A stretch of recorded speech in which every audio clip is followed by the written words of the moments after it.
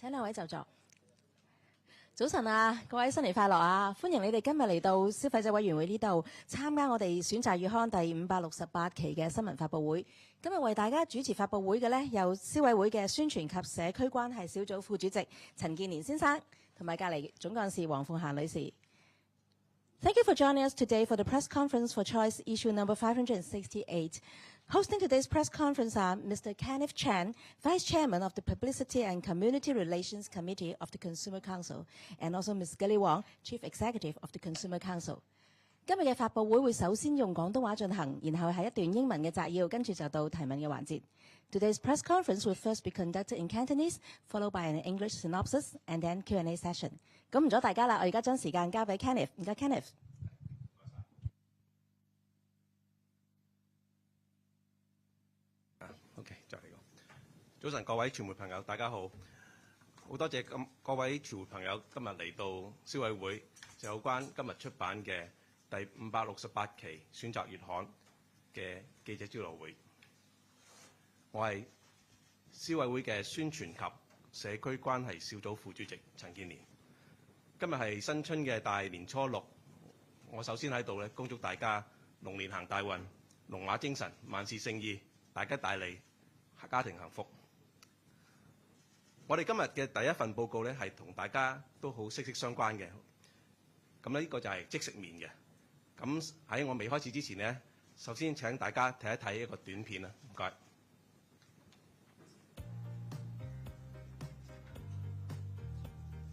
好，幾多位啊？一位啊，唔該。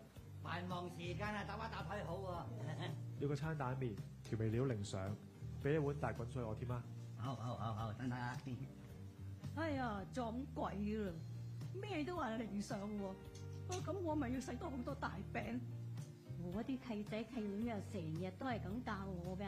佢話咁樣做咧，就可以落少啲調味料，用清水開個湯就得㗎啦。睇到最新嘅消委會報告啊咧！係啊，我都有睇喎。消委會檢測咗19款即食麵樣本，包括14款油炸麵同5款非油炸麵，將佢哋嘅麵餅同調味料等成分咧嚟分開做測試，睇下佢哋嘅鈉同脂肪含量，同埋有冇污染物啊，例如3MCPD 同 GE 啊。哇！不過如果個個客都係要咁樣嘅，咁我哋咪好唔得閒。點樣污染物法啊？先講個麵餅啊，油炸麵嘅平均3MCPD 同 GE 嘅濃度都比較高，3MCPD 係非油炸麵嘅94倍，而全部非油炸麵嘅麵餅都冇驗出 GE。至於調味料方面呢，呢幾款嘅非粉狀嘅調味品就分別驗出較高濃度嘅3MCPD 同 GE 啦。佢哋嘅主要成分都有植物油，3MCPD 同 GE 嘅檢出量都高過歐盟為相關植物油所定嘅上限㗎。喂，咁3MCPD 同 GE 對我哋有咩影響啊？根據動物實驗，3MCPD 會影響實驗動物腎臟、中樞神經系統同雄性生殖系統，被歸類為或可能令人類患癌。至於 GE 就會喺體內分解成環氧丙醇，對動物有神經系統毒性、腎臟毒性、基因毒性，會減低生育能力同致癌，被歸類為可能令人類患癌嘅組別。考下你哋啦，知唔知營養成分又點呢？我都有睇嗰份報告嘅，測試仲發現啊，全部嘅調味料都係高鈉。食邊款都好啦，假設一日食3餐，食1份即食麵型調味料，已經打爆晒世衛建議嘅成人每餐鈉限量㗎啦。仲有9款樣本呢，食1份攝取嘅飽和脂肪啊，高過世衛建議嘅成人每餐限量㗎。咦？咁非油炸又會唔會健康啲呢？鈉嚟講咧，全部5款非油炸嘅麵餅都係高鈉嘅。而脂肪方面，雖然非油炸麵餅嘅平均脂肪含量只係油炸即食麵嘅7%，不過佢包調味料嘅脂肪都唔講得少㗎。整體嚟講，測試發現有8款嘅調味料都屬於高脂㗎。所以我咪話咯，你俾包調味料我，等我自己落少啲，我仲要用清水開粉㗎。淥個麵嗰啲水我唔用㗎喎，因為有啲鈉同埋脂肪溶咗入去㗎。想知更詳細嘅內容，立即睇下由我哋做封面嘅第568期選擇月刊啦。好，消委會喺唔同嘅零售店搜集咗19款預先包裝嘅即食麵嘅樣本，包括咗14款油炸同埋5款非油炸嘅樣本，當中4款係撈麵或者拌麵。以一個即食麵及其隨附嘅調味品同埋其他嘅配料為一份計，售價呢係由兩個2人錢同埋去到33個半銀每一份。咁有7款嘅樣本嘅總評分係獲到4分或者以上，當中包括咗售價較高及較低嘅樣本，反映到咧平同貴咧都有較健康嘅選擇。一份即食麵一般係包含咗麵餅、調味品、配菜等，消費者會係將三者混合烹煮咗成為湯麵或者撈麵。世衛建議成人每日嘅應攝取少於2000毫克嘅鈉，一日進食3餐嘅成人，每餐嘅鈉建議攝取上限約為667毫克。今次嘅測試發現到，進食到一整份，即係湯加埋麵，所攝入嘅鈉嘅含量呢，所有嘅樣本呢都係高於成人每餐建議嘅上限。當中9款樣本呢更高於成人每日建議攝入嘅上限，含量最高嘅一款呢係有2477嘅毫克鈉，較世衛嘅建議成人每日鈉嘅攝取上限高度高出咗近 23.9%， 而鈉嘅含量最低嘅樣本呢，亦有1509嘅毫克鈉，佔建議每日上限嘅7成半。消委會提醒消費者，雖然人類需要適量嘅鈉以維持體液嘅平衡同埋神經嘅傳送等嘅身體嘅機能，但係如果長期攝取過多鈉呢，係有機會影響健康嘅，同埋會增加心血管嘅疾病同埋腎病等嘅風險。除咗鈉，即食麵嘅總脂肪同埋飽和脂肪嘅含量呢，都唔好忽視。如果食用一份即食麵，連調味品同埋其他配料呢，總脂肪同埋飽和脂肪嘅含量呢，最高為一款為非油炸嘅麵嘅樣本。雖然佢個麵餅嘅總脂肪同埋飽和脂肪嘅含量極低，但係隨附嘅其他成分，每100克呢係有37.2克總脂肪同埋25.1克嘅飽和脂肪，較全部油炸嘅樣本呢仲要高嘅。可見到樣本呢嘅脂肪主要來源呢就係喺調味品同埋啲配料嗰度。咁進食一份呢個樣本呢，總脂肪同埋飽和脂肪嘅攝入量呢係已經超過咗成人每餐嘅建議上限，更加分別到係每日攝取嘅上限嘅51.1% 同埋100.9%。另外咧有8款嘅油炸麵樣本，食用一份所攝取嘅飽和脂肪咧係已經高於成人每餐嘅建議嘅上限。唔少人普遍咧都認同即食麵嘅調味品嘅鈉嘅含量係較高嘅。測試咗發現，每100克嘅計算樣本嘅調味品同埋其他配料咧，全部都係屬於高鈉。當中多過40%嘅樣本咧係屬於高脂。如果消費者食用即食麵為咗係健康嘅嚟減少咗，甚至唔用呢啲嘅調味品或者配料呢，無疑呢就可以大大咁減低咗呢個鈉同埋個脂肪嘅攝入量。咁若果消費者想挑選較健康嘅即食麵呢，可留意返即食麵係屬於油炸或者非油炸麵餅。由於製作油炸麵餅係以高溫嘅油炸，脂肪嘅含量自然會較非油炸嘅麵餅為高。以每100克嚟計，油炸麵餅嘅總脂肪含量係13.5克至到22.9克，平均為18.3克。當中有2款係屬於高脂嘅。非油炸麵餅呢，即係由每0.9克至到2.1克，平均為1.3克。即係油炸麵嘅總脂肪平均含量呢，係較非油炸麵為高嘅，而高於係多達13倍。雖然呢個酒調味品進食嘅即食麵呢，可以整體咧令到咧攝入較少嘅鈉同埋脂肪。不過消費者咧亦都需留意即食麵餅嘅鈉嘅含量。如果淨係計麵餅，有40%嘅樣本係屬於高鈉，包括4款嘅油炸麵同埋5款嘅非油炸麵。當中有5款嘅樣本咧，進食一個麵餅所攝取嘅鈉咧已經高於成人每餐建議嘅攝入嘅上限。即使小童食量減半，以半個麵餅嚟計咧，其中4款嘅鈉含量咧係亦高於中國營養學會建議嘅7歲女童每餐嘅鈉攝入嘅上限。喺19款樣本之中咧，有15款咧係湯麵，4款係撈麵或者拌麵。湯麵嘅樣本嘅調味品咧同其他配料咧，每一份嘅平均鈉含量咧係大約2327毫克。而撈麵或者拌麵嘅調味品同埋其他配料嘅，即係為959毫克，相差係1.4倍。然而，由於撈麵同埋拌麵嘅樣本咧，隨附嘅醬油包等非粉狀嘅調味品咧，份量都一般咧係較個湯麵為多，或者導致到總脂肪和飽和脂肪咧個含量會較高嘅。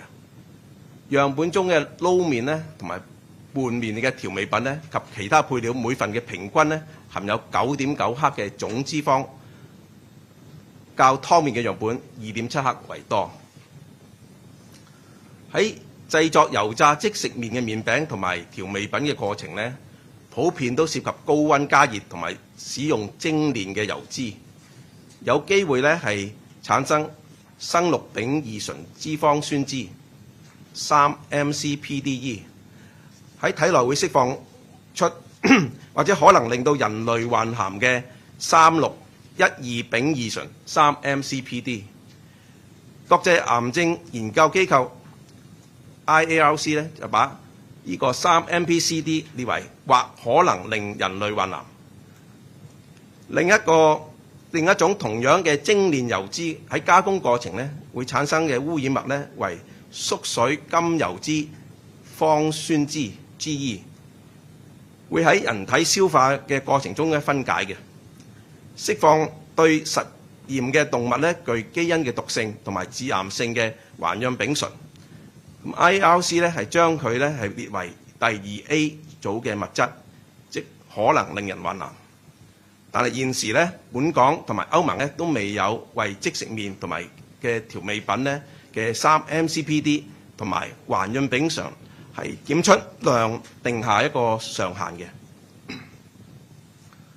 整體而言，只有2款嘅非油炸樣本係完全冇檢出3-MCPD 同埋環氧丙醇。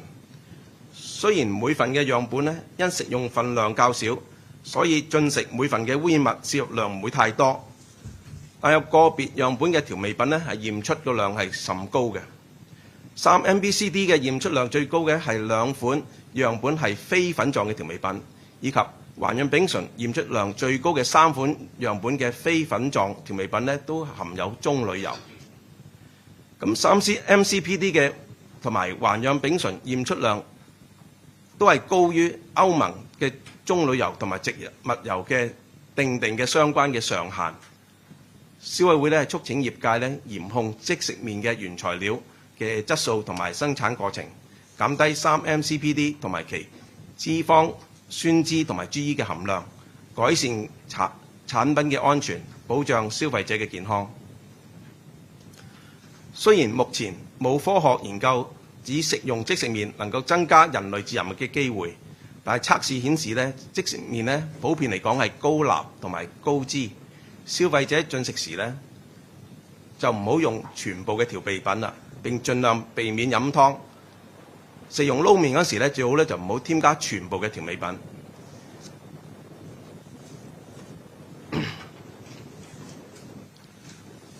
我哋可以睇睇啦，譬如話講緊係一個餐蛋麵咁樣嘅情況啦。喺呢度咧，我哋會見到咧就係話，如果你加咗嗰個午餐肉嘅話咧，嗰個鈉嘅含量係多咗582嘅嚇。呢個咧亦都大家要留意一下。咁咁正如我所講啦，留意即食麵嘅配搭嘅食物係好重要嘅，例如午餐肉啊、香腸啊、肉丸啊呢啲加工嘅肉製品咧，含高脂同埋高鈉咧，咁建議咧配搭一啲新鮮嘅同埋營養豐富嘅食品，例如蔬菜啊、雞蛋啊、雞肉啊、海鮮咁，以減少脂肪同埋鈉嘅攝取量。咁麵餅喺烹煮過程中咧會釋出一些油脂同埋鈉嘅，建議咧煮完麵之後咧就更換熱水，以稍微減少脂肪同埋鈉嘅攝取量。好，咁啊，關於即食麵嘅我就喺度講到呢度。咁啊，第二篇呢，我哋將會講係關於雙頭同全區域嘅電磁爐。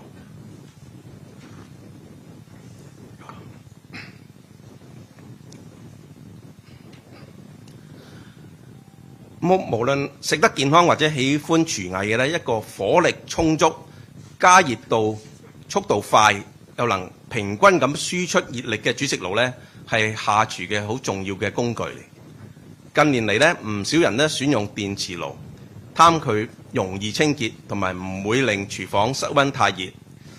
消費者委員會測試咗市面上13款雙頭同埋全區域嘅電磁爐，樣本嘅額定輸入嘅功率咧係由2800瓦特至到5200瓦特，售價咧由3680蚊至到21300蚊。當中有3款咧係較新穎嘅全區域型號，配備可將兩個嘅爐頭咧連接形成一個較大嘅烹煮區嘅區域嘅功能。測試項目咧就係涵蓋咗樣本嘅烹煮性能嘅表現啦、省電嘅程度啦同埋安全程度等。測試模擬咗呢係日常煮食嘅情景，同時開動兩個嘅爐頭，主爐頭呢係以最高嘅火力加熱嘅食油，另一個呢就將水加熱。主爐頭呢需於喺45分鐘之內呢係將食油加熱到180度攝氏。並視乎爐頭大小咧，用4分鐘至到7分鐘咧，係炸起200克至到500克嘅冷藏薯片，從而評估雙頭齊開情況下嘅加熱速度。如果有兩款樣本，結果咧係有兩款樣本係未能完成測試，喺限時內咧只能夠將食油咧加熱係去到170度攝氏。另外咧，一款嘅樣本嘅加熱嘅速度咧係較慢，花近咗40分鐘先能夠達到180度攝氏。剩餘嘅測試呢嘅時間呢係僅係足夠係炸起一份嘅薯片。電磁爐喺熱力嘅分佈上呢係均勻嘅程度呢，亦都會影響到煮食嘅效果嘅。測試模擬係使用平底鑊烤餅嘅情況，以標準規定火力喺圓形鋼板上呢係加熱麵粉漿，直至到指定嘅中式嘅深淺度。有5款嘅樣本嘅餅皮嘅中心嘅色澤咧係較外圍深色，顯示其熱力嘅分佈係唔夠平均嘅。另外一款嘅樣本呢，就喺測試中途因測試到爐面嘅溫度過高，觸發到內置嘅過熱保護裝置而自動終止運作。終止操作前呢，烤出嘅餅皮嘅中心嘅棕色呢，同樣係較外圍深色嘅。至於3款全區域嘅樣本喺全區域模式下呢，兩個烹煮嘅區域之間呢，位置嘅烹煮嘅餅皮嘅中間嘅位置嘅棕色呢，都普遍係偏淡嘅，兩邊嘅色澤呢就偏深色。咁因為呢係呢個中間嘅位置呢，係兩組嘅線圈嘅交界呢，熱力呢係需透過鋼板嘅兩端係傳到去中心，整個烹煮嘅區域嘅熱力呢可能就不一致啦。此外呢，今次亦都特別為全區域嘅樣本額外進行使用較長身鍋嘅爐具溫度分佈測試，結果亦顯示到全區域嘅模式下熱力係會較集中於前後嗰兩區。喺煲湯或者炆燉菜式嘅需要慢火嘅作較長時間嘅烹煮，先能夠達到理想嘅效果。咁今次測試入邊呢，就模擬煮溶嘅朱古力，以樣本嘅低火力設定將油加熱。大部分嘅樣本喺測試開始嗰陣時咧，油溫咧係飆升得太急，只有4款嘅樣本咧能夠適當控制油溫並符合標準要求，其餘咧都唔能夠喺18分鐘內咧將油溫控制喺53度攝氏或者以下，唔符合標準對低火力嘅控制嘅要求。咁喺度我哋都睇睇啦。關於呢個電磁爐方面咧，大家可以見到咧有9款係唔符合嗰個低火力嘅控制，係唔符合呢個國際嘅標準嘅嚇。咁而6款咧就係喺熱力嘅分佈咧就唔夠均勻嘅咁情況。咁呢方面咧，除咗喺個熱力性能之外咧，我稍後亦都會講關於個能源效益。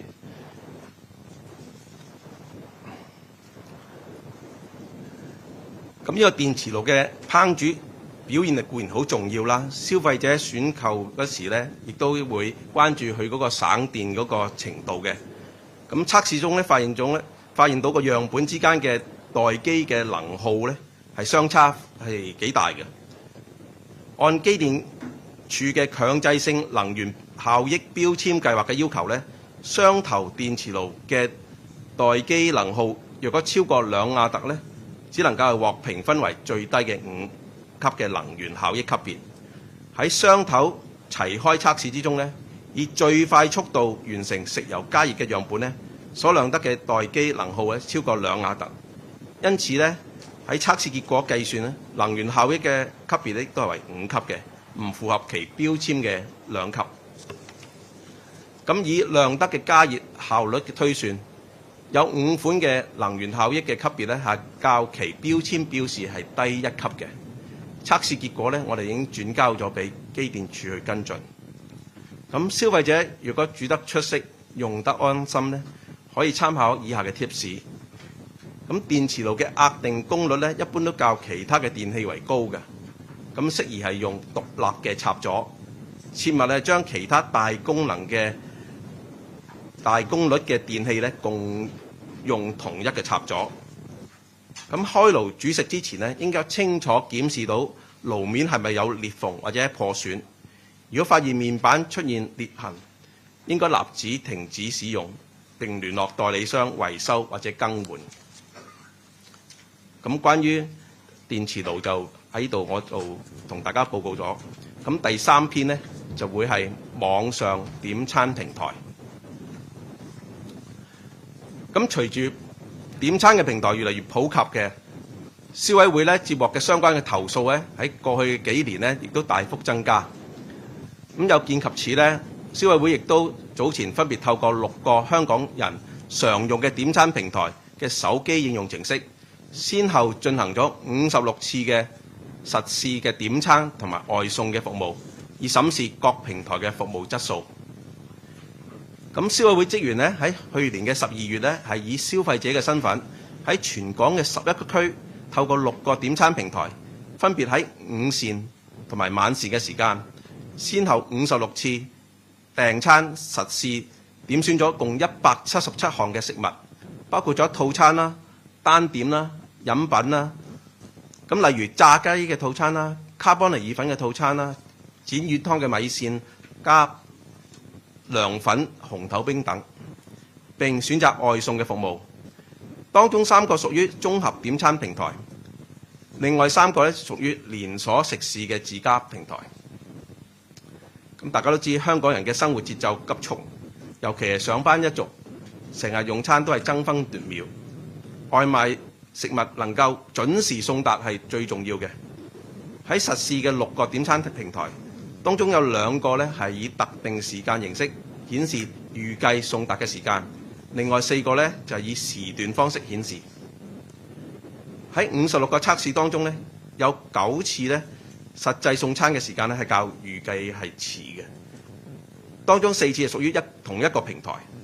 呢個平台最短預計嘅送達嘅時段為25至35分鐘，最長為35至45分鐘。咁每段時間咧都已經有10分鐘嘅彈性，然而最長嘅一次咧仍然遲到咗19分鐘。至於兩個以特定時間方式顯示預計送達時間嘅連鎖食肆嘅平台，總共有3次係遲到咗。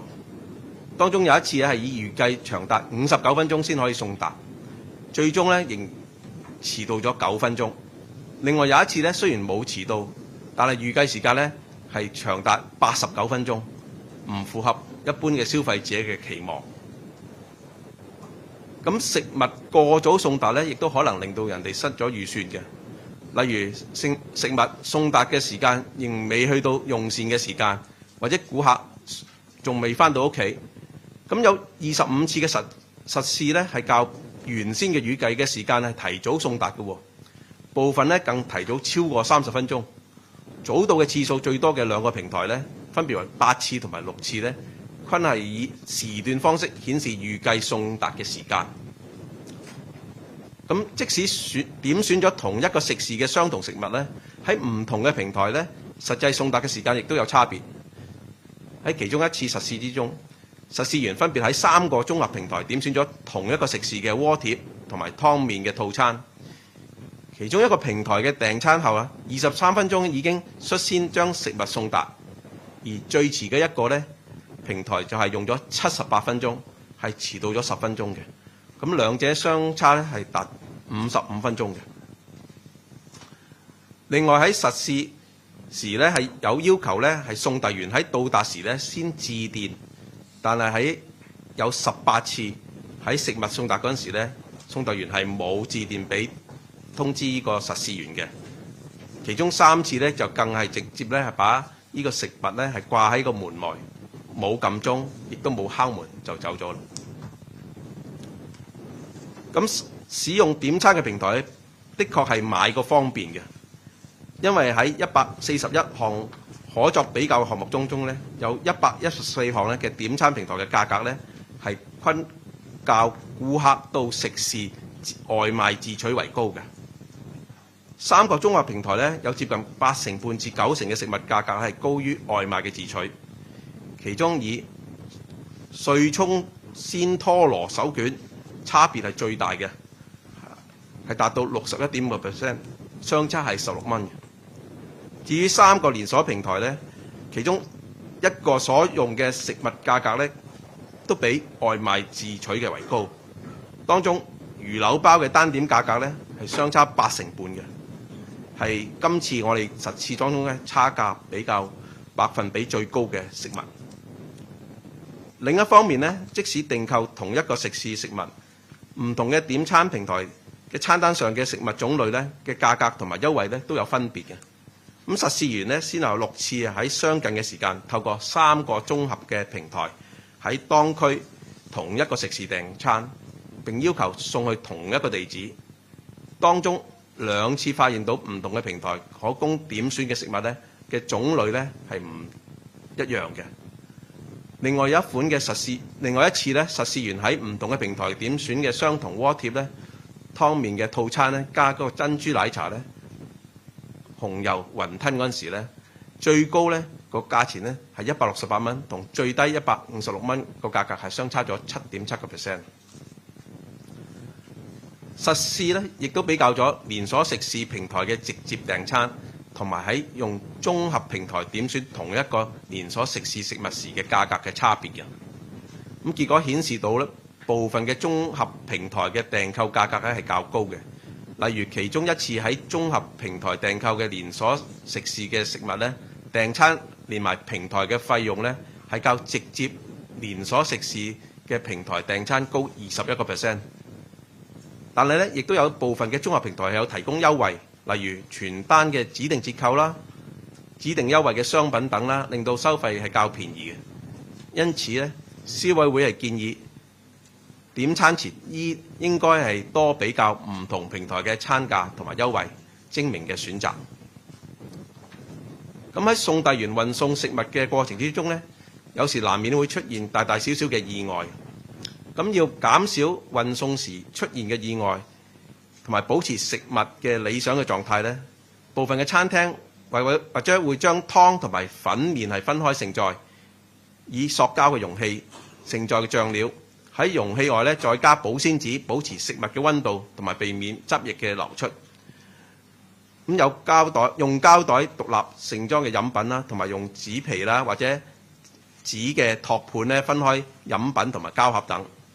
咁今次實試咧合共係有大約810件嘅食物容器同埋餐具，另外使用咗110個膠袋、45個紙袋，以及塑膠容器餐具所佔嘅比例較多，達到470件。雖然部分嘅平台咧可以俾消費者選擇唔要餐具，甚至已經將唔要餐具列為預設，但係實試員試過51次落單時咧，指明係唔要餐具嘅。結果26次咧，食物送達時咧都配備咗整套嘅餐具。咁消費者要慎思，外賣雖然係好方便，但係同時因為過度嘅包裝同埋製造係造成更多嘅垃圾。消費者應該盡可能考慮堂食或者自備餐具，自取外賣，以減低對環境造成嘅破壞。消費者若認為有必要叫外賣呢，喺使用點餐平台嗰時呢，消費者可以考慮下載唔同嘅平台應用程式貨比三家。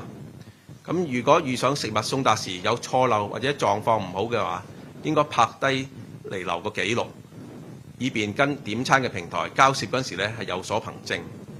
同時亦應該從速與平台嘅客戶服務聯絡，要求補送食物或者退還款項。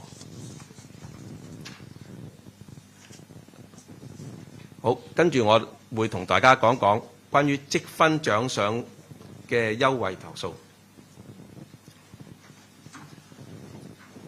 近年唔少嘅商戶咧推出聯營或者獨立嘅積分獎賞計劃，令到消費者透過累積嘅消費驗取積分嚟換領着數。然而，商家喺營運計劃嗰陣時咧，如果安排失當或者考慮不周到嘅話咧，就會令到消費嘅體驗係唔好啦。唔單止咧會引起不滿同埋啲爭議，仲有可能咧導致到客戶嘅流失。消費者委員會咧不時都接獲與積分獎賞計劃相關嘅投訴，當中涉及換領禮品存貨量欠透明，令商戶嘅誠信備受質疑。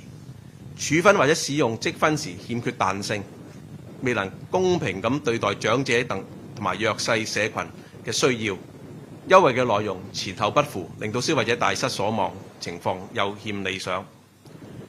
消委會亦都敦促商戶應該提高資訊同埋條款嘅透明度，清楚列明積分獎賞計劃嘅各項細節同埋避免更改，特別就係一啲推廣活動，如果涉及啲條款需要修正呢，必須盡早通知消費者，並要彈性處理爭議，以免損害消費者嘅信心。咁我同大家講下幾個個案。喺個案1，投訴者係參加咗 A 商戶定期舉辦嘅會員積分優惠活動嘅，集滿咗指定嘅積分咧就可以換取禮品。咁根據優惠嘅條款咧，有關積分咧喺購物嘅7日咧就會入咗會員嘅帳戶，而可以驗取到嘅積分咧就可以交易係去到6月30號為止嘅。咁投訴人喺6月19號咧消費咗之後咧，係結果係14天後咧先可以得到個積分，較商戶嘅服務嘅承諾係為多嘅。投訴人打算換禮品嗰陣時咧，發現心儀嘅禮物咧已經換購，已經換盡啦，而同級嘅禮品咧亦都缺貨。咁由於可驗取嘅積分咧已經屆滿，投訴人亦都無法驗取更多積分係換領高一級嘅禮品。咁其後咧，投訴人咧發現咧佢心儀嘅禮品咧喺 A 商戶嘅網店係有得賣嘅喎。咁啊，因此咧佢哋懷疑禮品咧係唔係缺貨。咁但係 A 商戶嘅回覆咧就話禮品嘅數量係有限，換完即止嘅。咁所以投訴人咧就同消委會投訴啦。咁經過消委會嘅調停之後咧，商戶係願意酌情安排投訴人去到門市領取其心儀嘅禮品嘅。咁事件咧最終係得以解決。咁另外一個個案咧就係關於投訴人係參加咗 C 商場舉辦係會員積分換領商場禮券嘅活動。投訴人咧就知道 C 商場咧有提供實體同埋電子兩款嘅禮券，分別係前者所涵蓋嘅商會咧係較後者為多2間。咁而投訴人喺換領電子禮券嘅之前呢，已經喺 C 商場嘅官方網頁確認咗其心儀嘅商戶咧係接受電子嘅禮券。其後，當投訴人打算喺心儀商店使用電子禮券時呢，該店呢就係表示已經唔接受 C 商場嘅電子禮券啦。咁投訴人呢立即翻查 C 商場嘅官方網頁呢，就發覺到呢嗰個鋪頭呢已經冇再接受電子禮券嘅冇再接受電子禮券嘅名單之內嘅。咁投訴人於是就向 C 商場查詢啦，職員解釋就話而家呢嗰個鋪頭呢只可以接受實體嘅禮券。咁投訴人呢就要求將個電子禮券更換為實體嘅禮券，但係呢商場就拒絕咗嘅。咁投訴人唔滿條款嘅突然變更，擾亂咗其消費嘅計劃，咁因此呢就向消委會作出投訴。經消委會調停後，C 商場願意為投訴人安排更換實體嘅禮券，事件呢係得以解決嘅。咁消委會促請商戶呢係要提升嘅資訊嘅透明度，釐清積分獎賞嘅條款同埋細則，並履行承諾。消費者應該咧衡量自身嘅負擔能力同埋實際嘅需要，勿因積分獎賞計劃嘅優惠吸引而衝動消費，而打算或者已參與商戶積分計劃嘅消費者咧，應該留意以下嘅項目：細閱同埋問清楚積分獎賞計劃嘅條款細節，包括驗取積分同埋處分嘅方法、積分嘅期限，是否需要預先登記，是否需符合某些消費嘅條件方可驗取積分，例如只適用於購買特定種類嘅貨品，於指定商場或者門市消費，或者相關嘅時段等。同埋應保留相關嘅消費嘅憑據。如果發現積分遲遲都未入帳，或者記錄有誤，應該盡快向商戶查詢。好，咁跟住我會同大家講關於我哋消費者委員會嘅50週年嘅項目。咁為咗慶祝同香港市民並肩走過半個世紀，我哋消費者委員會嘅金禧年以精明消費、燃亮經濟為主題，籌辦咗連串嘅50週年慶祝活動，並以響應3月15號全球嘅消費者權益日，首次舉行呢個315消費者權益周打響頭炮。當中重頭戲咧係1連2日嘅免費親子嘅嘉年華。咁消委會咧更預備咗超過1萬份嘅禮品，包括選擇月刊經測試咗可安心使用嘅精美樣本啦，作為贈品同埋壓軸嘅大抽獎，與眾同樂。消費權益嘉年華將喺3月16號同埋17號1連2日喺大圍嘅圍坊舉行。參加者既可於精心設計嘅消費棋盤上遊走挑戰有獎嘅問答遊戲，亦都可以參加4大攤位遊戲，鬥智鬥力，完成消費者任務過關呢，就可以換取呢個精美嘅禮品，包括50週年嘅限定版環保袋啦、消費權益飛行棋、輕食木餐具嘅套裝、保溫瓶等近7000份嘅禮品。成功挑戰全部遊戲呢，集齊5個印章呢，再追蹤消費會嘅 Facebook、Instagram 同埋微信嘅專頁呢，就可以參加壓軸嘅大抽獎啦。有機會係將選擇月刊超過70份經過測試可以安心使用嘅精美嘅樣本帶走。此外呢，所有入場嘅人士呢，都可以免費獲贈消委會金禧版防 RFID 讀取卡嘅卡套，或者3合1嘅書籤。獎品合共係過萬份嘅，萬勿錯過。咁消費者權益週其他嘅活動呢，係包括咗有全港嘅中學生舉辦公平與負責任地使用人工智能嘅專題研討會，讓學生理解到人工嘅智能嘅技術啦，同埋所衍生嘅倫理嘅問題，激發思考。另外呢，有多場教育講座，提醒中學生及公眾常見嘅網絡詐騙類型及預防技巧等各種嘅實用資訊，歡迎大家踴躍報名。咁今日喺關於中文部分嘅報告已經同大家報告完啦。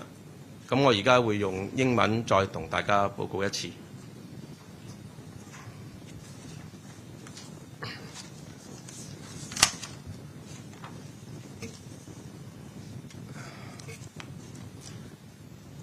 Our first topic today is about the instant noodles. The Council sourced 19 prepackaged instant noodle samples from various retail outlets, including 14 fried and 5 non-fried samples. 4 of them were lo mein, that is, tossed noodles or stir noodles. Test items include nutrient content, food safety, and quality of the noodles, etc. And each sample was tested separately on the noodles, accompanying seasonings and toppings to provide consumers with information on the nutrients and food safety of the respective components of the samples. 7 samples received overall ratings of 4 points or above, which include both higher and lower priced products, reflecting that healthier choices are available at different price ranges. A serving of instant noodles usually includes noodles, seasoning, toppings, etc. And consumer using mix all 3 to make noodle soup or lo mein.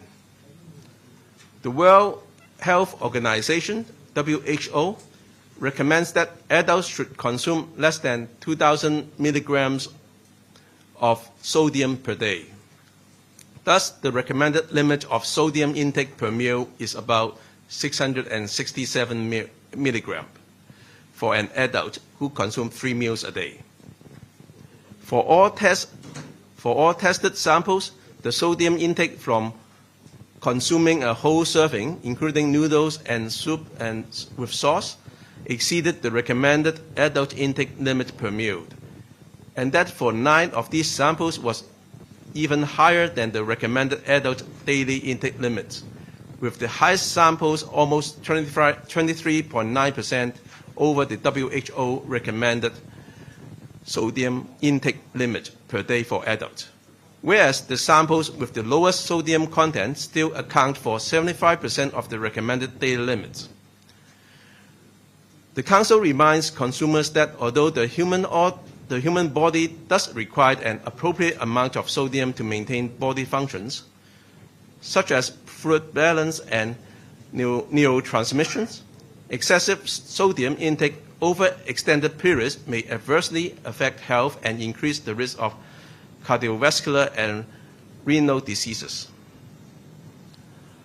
Apart from sodium, the total fat and saturated fat content of instant noodles should not be overloaded. For each serving of instant noodles, along with seasonings and toppings consumed, the sample with the highest total fat and saturated fat was a non-fried noodle sample. Although the total fat and saturated fat content of the dry noodles themselves was very low, accompanying ingredients contained 37.2 grams of total fat and 25.1 grams of saturated fat per 100 grams, higher than that of all fried noodle samples, indicate that the main source of fat in this sample was from seasonings and toppings. Consuming 1 serving of this sample, the intake of total fat and saturated fat would already exceed recommended maximum limits for adults per meal, and accounted for 51.1% and 100.9% of the daily intake limits, respectively. For another 8 fried noodle samples, the saturated fat intake from consuming 1 serving exceeds the maximum intake recommended for adults per meal. It is generally believed that instant noodle seasonings are high in sodium. Tests revealed that the sodium content of seasonings and other toppings in the samples all classify as high in sodium. Over 40% were high in fat. If consumers eat instant noodles with less or even no seasonings and toppings, the sodium and fat intake from each serving would be greatly reduced. Since fried dry noodles are deep-fried at high temperatures, fat content is naturally higher than that of non-fried samples. The average total fat content of fried dry noodles was 13 times higher than that of non-fried samples. As for saturated fat, the average saturated fat content of fried dry noodles was 18 times higher than that of non-fried samples. For more than a third of the fried dry noodle samples, each serving consumed already contained a saturated fat intake exceeding the recommended limit for adults per meal. Considering the dry noodles alone, over 45% of the samples were high in sodium, which include 4 fried noodle samples and all 5 non-fried noodle samples. For 5 of these samples, the sodium intake from consuming a single serving of the dry noodles alone already exceed the recommended maximum intake per meal for adults. For children, even when consuming only half a serving of the dry noodles alone, the sodium content of 4 samples was still above the maximum sodium intake per meal for a girl aged 7 years as recommended by the Chinese Nutrition Society. Out of the 19 samples, 15 were noodles in soup and 4 were lo-mein stir noodles. The average sodium content of the seasoning and toppings per serving of the noodle soup samples was 2,327 milligrams, while that for the lo-mein stir noodle samples was 959 milligrams, a difference of 1.4-fold. However, as the non-powder sauce package seasonings for lo-mein stir noodles were generally larger than soup noodle seasonings, it may result in higher total fat and saturated fat content. The process of making fried instant noodles and seasonings generally involve high heat and the use of refined fats and oils, which may produce 3-MCPDE and release 3-MCPD in the human body. The International Agency for Research on Cancer has classified 3-MCPD as possibly carcinogenic to humans, group 2B substances. Another contaminant also produced during the processing of refined fats and oil is glycerol fatty acid esters, which during the processing of refined fat, which break down during the human digestions to release gisitol, which is geotonic and carcinogenic to experimental animals and is classified by IARC as group 2A substances. That is probably carcinogenic to humans. Currently, both Hong Kong and the EU have not set out maximum limits for the detected levels of MCPD and gisitol in instant noodles and their accompanying seasonings. Overall, only 2 non-fried samples were completely free of MCPD and gisitol, although the intake of contaminants from each sample is not high due to relatively small serving sizes. Certain seasoning samples were found with significantly higher level of contaminants. The Council urged the industry to tighten control over the quality of raw material and production process of instant noodles to reduce levels of 3-MCPD, is fatty acid esters and GE, so as to improve product safety and safeguard consumer health. Consumers may follow these suggestions when consuming instant noodles. To reduce sodium intake, do not use all accompanying seasoning and try not to consume the soup. Noodles will release some fat and sodium during the cooking process. It is recommended to replace the cooking water with fresh hot water. Choose healthier non-fried noodles items, such as rice, vermicelli, mung bean vermicelli, macaroni, and buckwheat noodles. Next, I will talk about the double hob flexi-zone induction cookers. A stove which is powerful, heat up quickly and evenly is a kitchen essential. The Consumer Council tests 13 models of double hob and flexi-zone induction cookers. The models had rate input power from 2,018 watts to 5,200 watts and ranged from 3,680 to 21,300 Hong Kong dollars in price. 3 of them were newer flexi-zone models with a function of combining 2 heat zones to form a larger cooking area.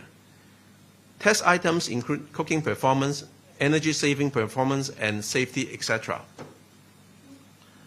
Whether heat was sufficient and appropriately distributed when both hobs were turned on would affect the cooking time and the ultimate outcome. Tests simulated a daily cooking situation where both hobs were turned on simultaneously. To compare the heating up speed when both hobs were turned on, the main hob was required to heat up the cooking oil to 180 degrees Celsius within 45 minutes and fry frozen potato chips for 4 to 7 minutes. 2 models failed to complete the test and could only heat the cooking oil to above 170 degrees Celsius, but failing to reach 180 degrees Celsius within the time limit. Apart from sufficient power to heat quickly, the evenness of heat distribution of an induction cooker also affects cooking results. Tests simulated cooking crepe in a pan by heating up batter on a circular steel plate at a standard prescribed power setting until it reached a specified shade of brown. Results for 5 models showed the center of the cook crepe was darker than the edge, indicating that heat was not evenly distributed. 1 model turned off automatically during the test when it detected over temperature on the hob surface and triggered its built-in overheating protective device. And the center of the cooked crepe were also darker in color than the edge before the cutoff. As for the 3 flexi-zone models, the crepe cooked between the 2 hobs in flexi-zone mode generally had a lighter color center, while the ends were darker. This may be due to the fact that the center of the cooking area was in between 2 sets of coils, and heat needed to be transferred to the center through the 2 ends of the steel plate, causing uneven heat distributions across the whole cooking area. Extra temperature distribution tests were conducted on the flexi-zone models using longer cookware, and results shows that heat was more concentrated at the front and rear areas in flexi-zone mode. Soup or stew dishes need to be cooked at low heat for longer periods to achieve the best results.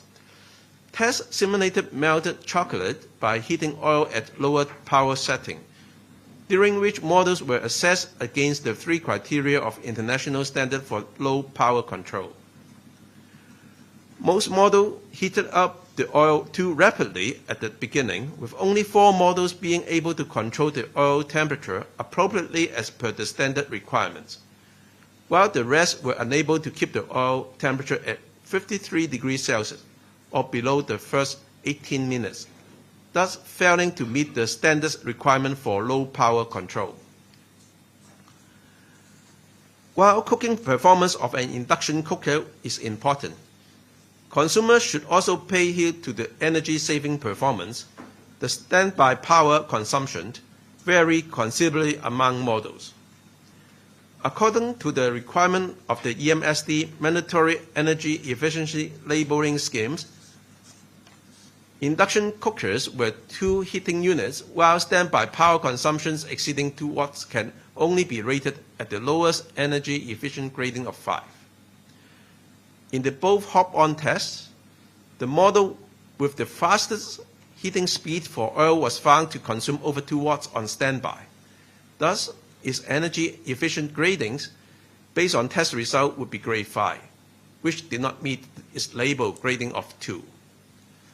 The energy efficiency grading was also calculated based on the measured heating efficiency. Among the models, 5 were found to have an energy efficiency grading 1 level lower than indicated on the energy level. the test results have been forwarded to the EMSD for follow-up. Consumers can follow these tips when purchasing and using induction cookers. Induction cookers generally have a higher rated power than other electrical appliances. Thus, an individual power source should be used instead of sharing the same outlet with higher wattage appliances. Choose right-sized cookware to ensure the best heating results and avoid wasting energy.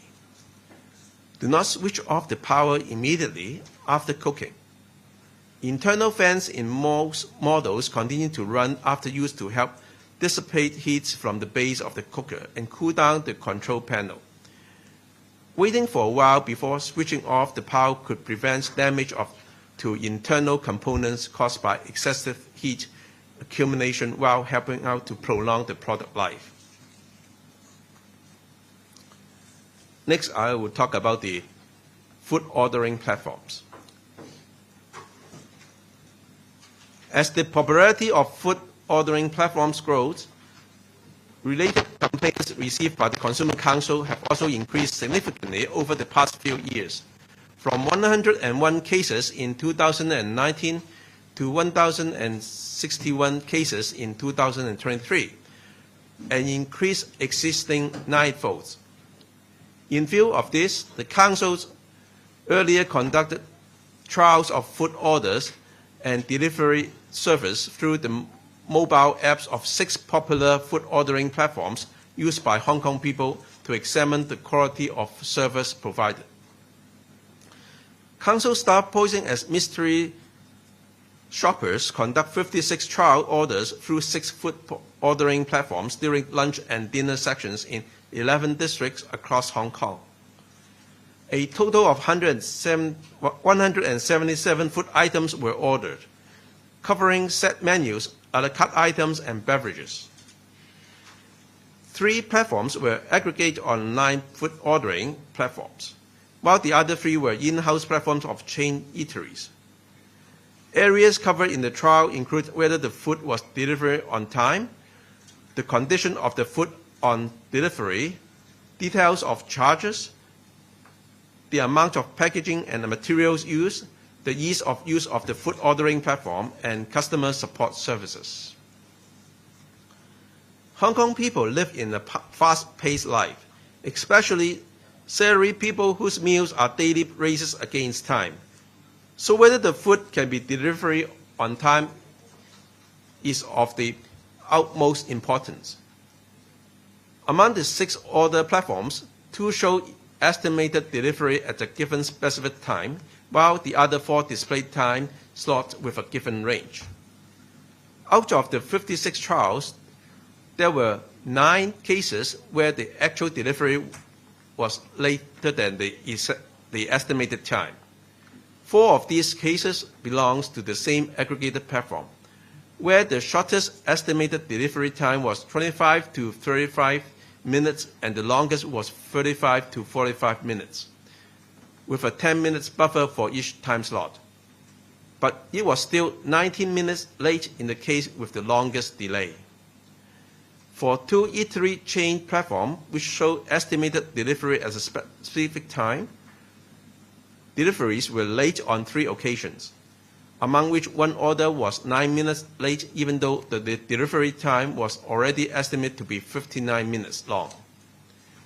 While for another order, despite not being late, had an estimated delivery time for as long as 89 minutes, which fell short of normal consumer expectations. Earlier deliveries of food may also disrupt plans. For example, when the food is delivered before mealtime or before the customer arrives home. In 25 trials, food was delivered earlier than originally expected, and in some cases by over 30 minutes. The 2 platforms with the highest number of earlier arrivals both showed the estimate delivery in time slots. Even when the same food items were ordered from the same eatery, the actual delivery time varies across platforms. In one trial, the trial list order pot stickers, and soup noodle set meals from the same eatery or on 3 different aggregate platforms respectively. The fastest platform delivered the food 23 minutes after ordering, while the slowest platform took 78 minutes, which is 10 minutes late, and a 55 minutes discrepancy. During trials, delivery staff were requested to call the customer on arrival, but in 18 cases, delivery staff did not call on the trial list when the food was delivered, and among which in 3 cases, the delivery staff simply hung the bag of food outside the door without ringing the doorbell or knocking. Using food ordering platforms is indeed buying convenience, as out of 141 comparable items, 114 were priced higher on food ordering platform than self-pickup by customers from the eateries. On the 3 aggregate platforms, nearly 85% to over 90% of food items were priced higher than customers' pickup, with the greatest discrepancy of $16 for a fresh natural hand roll. Among the 3 eatery chain platforms, all food items on one platform were priced higher than customer pickup, with a difference of almost 85% for a single order of fish burger, which had the highest percentage difference in this trial. Even when ordering from the same eatery, there were differences in menu choices, prices, and concessions among different food ordering platforms.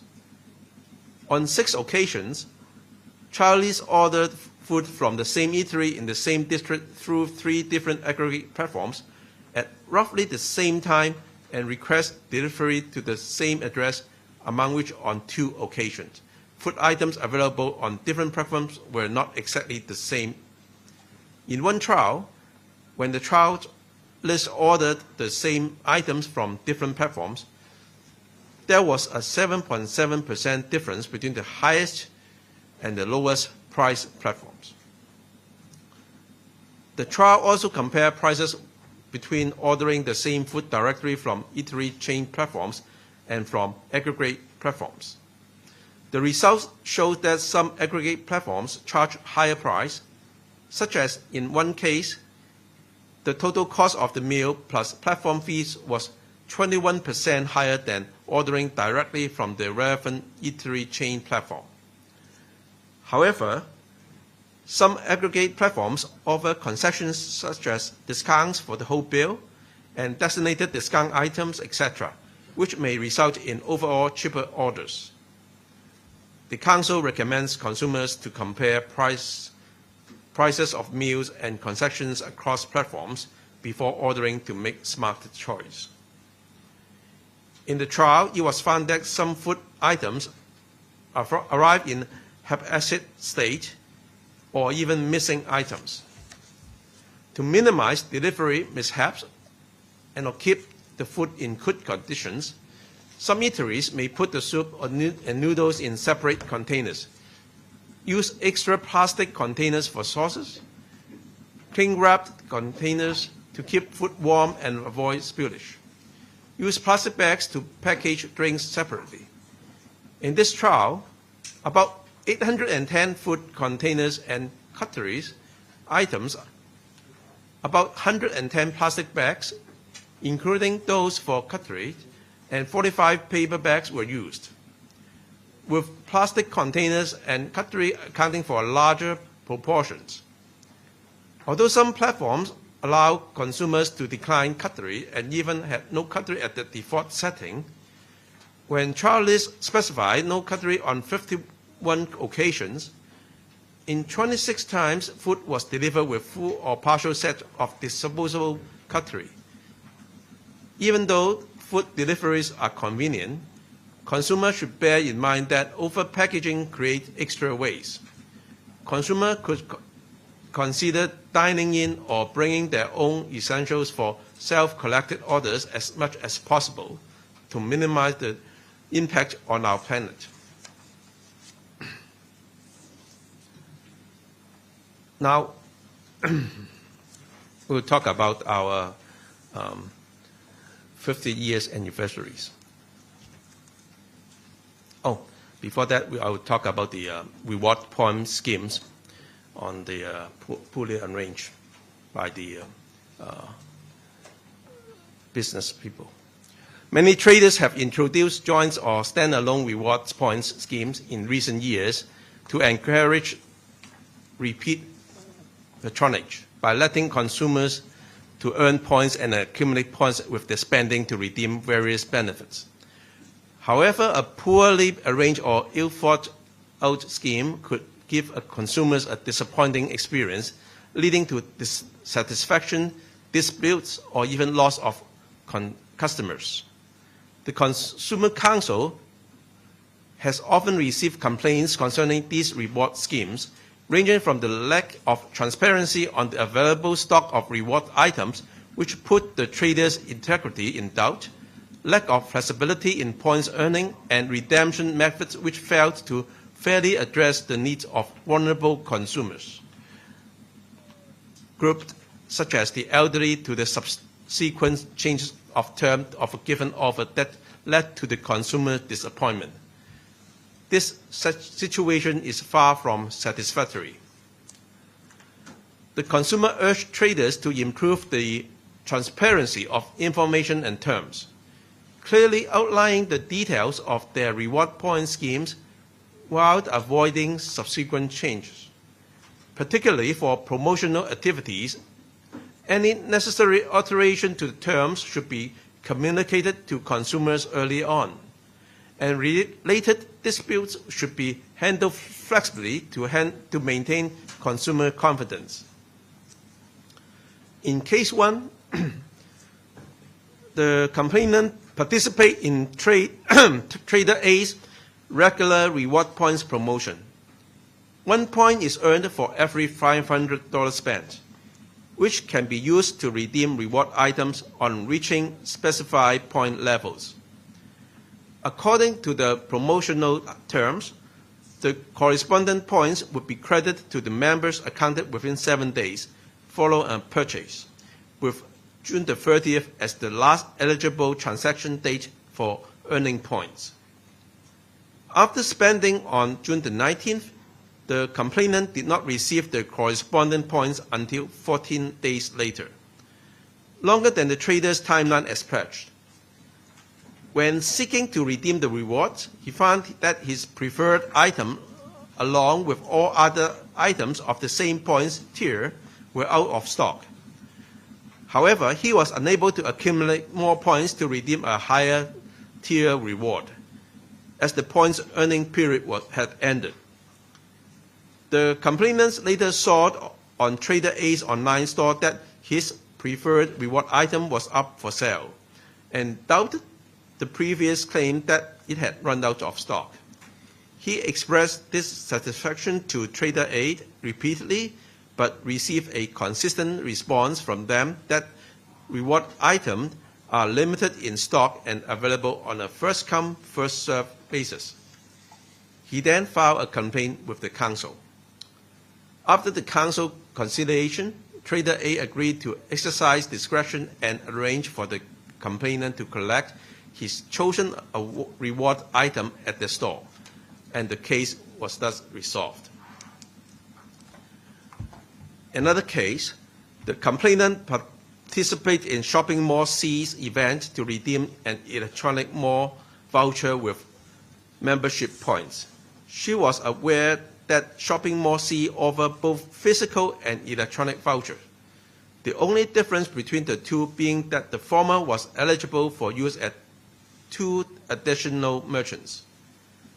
Having confirmed from Shopping Mall C's official website that electronic voucher could be used at her desired store, the complainant chose the electronic version. Later, when trying to use the voucher, she was informed by the said store that they no longer accept electronic voucher. The complainant immediately rechecked Shopping Mall C website, only to find that the store was removed from the electronic voucher applicable merchants list she had browsed earlier. She proceeded to inquire with Shopping Mall C, and the staff explained that the concerned store now only accepts physical vouchers. The complainant requested to exchange her voucher for a physical one, but was rejected by the mall. Dissatisfied with the sudden change of terms for upsetting the shopping plans, she lodged a complaint with the council. With the council consideration, Shopping Mall C agreed to exchange the complainant's electronic voucher for a physical one. Although the case was settled, no explanation was given regarding the changes to the applicable merchant list of the electronic vouchers. The council urged traders to improve information transparently, clarify the terms and conditions of reward point scheme, and fulfill their commitments. Consumers, on the other hand, should assess their financial capacity and actual needs, and be cautious of being lured into impulse buying by reward points offers. But for those planning to or already participating in one of these schemes, they should take heed of the following. Thoroughly review and inquire about the terms and conditions of point reward schemes, including the methods for earning and accumulating points, the validity period, the prerequisite registration requirements, and any specific spending condition for earning points. Also, retain all spending receipts. Contact the trader promptly for long delay, uncredited points, or inaccurate points records.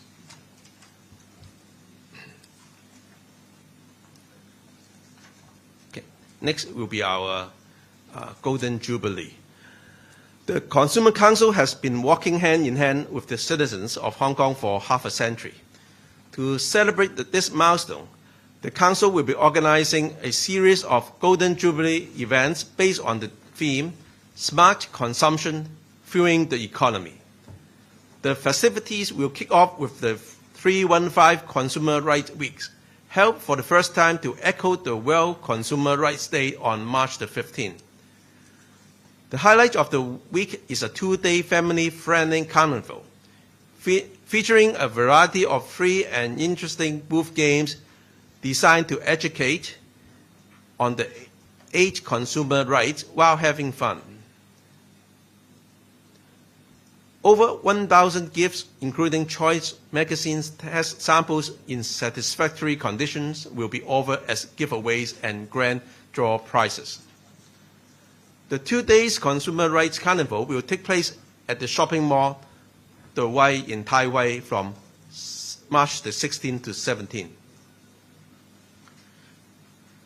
Participants can take part in a giveaway quiz games on an intricately designed consumption chessboard, as well as test their wits and skills in 4 booth games.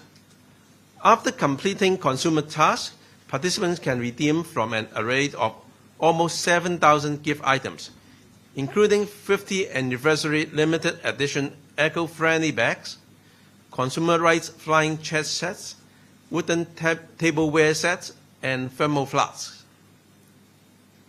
Upon collecting the 5 stamps by successfully completing all the games, as well as following the Council Facebook, Instagram, or WeChat pages, participants can enter the grand draw for a chance to bring home one of over 70 choice magazines test samples in satisfactory conditions. Additionally, all visitors will receive a complimentary Consumer Council Golden Jubilee Edition RFID blocking card sleeves or 3-in-1 bookmark. Visitors can revisit the Council development journey at the Carnival exhibition area, and also take pictures with friends at the snapshot spots for a trip down memory lane on shopping in the old days.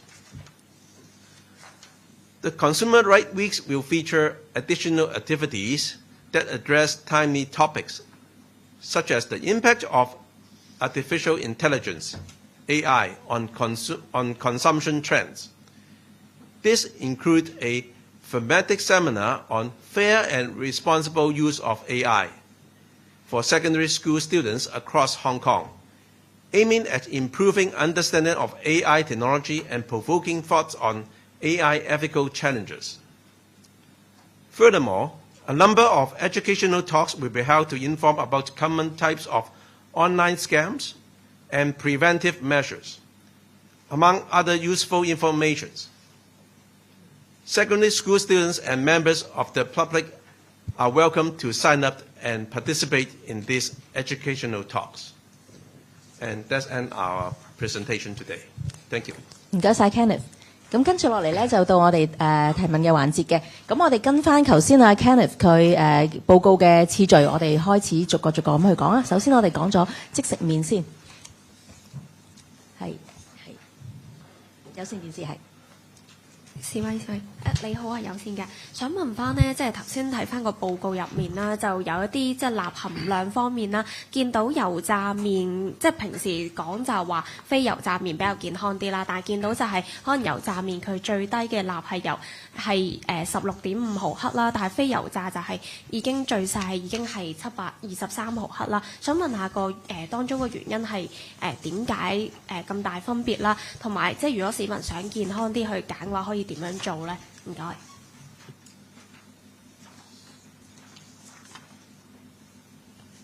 嗱，咁啊，首先咧就要答大家咧，就點解會麵餅裡面嘅鈉嘅含量會比較高啲先？咁啊，要講翻啲原理嚇。咁啊嗱，如果係用小麥製嘅即食麵嘅麵餅咧，普遍嘅材料咧就係講緊小麥麵粉啦、水同埋鹽嘅，而油炸麵咧就會含有油脂。咁而麵餅咧就如果你加咗啲鹽，除咗話係作為一個調味之外啦嚇，咁其實咧佢有一個好大嘅好處咧，就係增加麵嗰個嘅韌性啊。咁即係話喺個製作嗰個過程裡面咧，佢就冇咁容易去斷，冇咁容易去裂。咁啊對成本控制嚟講，梗係爭好遠啦，同埋個整出嚟個麵餅亦都會靚啲啦。咁啊亦都鹽咧係一種化合物啦，咁啊大家都會知道噶啦。咁啊一個克嘅食鹽咧就要含有0.4克嘅鈉噶啦。咁所以咧，咁我哋今次嗰個嘅測試嘅結果咧，就發現咗咧，就係鈉咧，即係大家都知道咧，其實食呢一啲即食麵咧，都係個鈉含量比較高啦。咁啊，大家可能一半嚟講咧，都會覺得非油炸麵係咪會健康啲啊？咁佢有個健康個好處，因為我哋睇到咧，佢嗰個總脂肪同埋唔係係主要係嗰個飽和脂肪咧，佢嗰個含量咧係會比呢一個總脂肪同埋飽和脂肪啦個含量啦都係比呢個油炸麵低嘅，因為油炸大家都好容易理解，就因為炸過嘛，咁所以就一定個脂肪會比較多啦。咁但係佢個鈉嘅含量咧就一啲都唔低啦，因為就正如頭先我所講啦，就因為喺個製作嘅過程裡面咧係需要嗰個鈉去令到佢比較韌啲，令到除咗係調味之外有呢一個咁嘅原因。咁所以咧大家揀嗰陣時咧就真係要識揀啲，因為除咗話睇佢嗰個營養標籤之外咧，就如果根據今次我哋呢一個測試嗰個嘅結果咧，就明顯地咧非油炸麵咧，佢一個脂肪嗰個含量係會比較低啲，咁但係嗰個鈉嘅含量咧就會比較高啲，特別係就算係麵餅嚟講咧，都比呢個油炸麵係高嘅。咁同埋咧，大家最緊要，如果係乜嘢都唔記得我哋講咩都好啦嚇，大家要留意咧就係佢嗰啲調味品同埋嗰個配料，因為啲調味品同個配料咧雖然係細細包，但係每一包可能每一種麵咧佢哋嗰個嘅含量都唔同啊。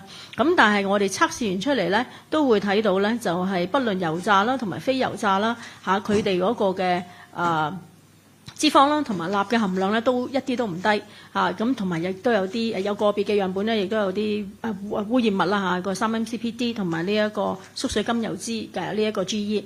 咁所以咧，大家揀嗰陣時咧就真係要非常之留意。咁另外咧就係食嗰陣時真係少食多滋味啦。因為其實當你食嗰陣時咧，就若果你可以淥咗佢飛水。然後先再用即係一啲另外熱水加落去，即係淥麵水唔好重用啦。調味品盡可能越減少得少，甚至唔要係最好啦。即係你就係要個麵質嘅啫，咁就唔係要嗰個調味品啦。咁同埋咧，你嗰啲配菜啦，就唔好配啲大家都知道唔係太健康嘅食物，就反而係配翻一啲鮮肉啊，又或者係蔬菜嘅話咧，咁你食公仔麵得嚟咧都可以會健康啲咯。咁當然我好明白大家去食呢一啲食公仔麵嗰陣時，即食麵嗰陣時啦嚇。好多時就係會諗係我要快要方便，或者係一個安撫我好繁忙之中嘅我哋嗰啲叫 comfort food。咁但係 comfort 得嚟咧都唔可以晚晚或者日日用佢嚟 comfort 自己嘅，你都要用一個健康啲嘅方法去 comfort 自己。咁所以咧喺呢一方面咧就大家需要去留意啦。RTHK English channel first. Some English questions from RTHK because one of the samples with the highest fat was a non-fried noodle sample. So does this mean that it's unsafe to consume non-fried noodles as well? Because people normally think that it's a more healthy option. And what should people do to limit the fat and also sodium intake? Thank you.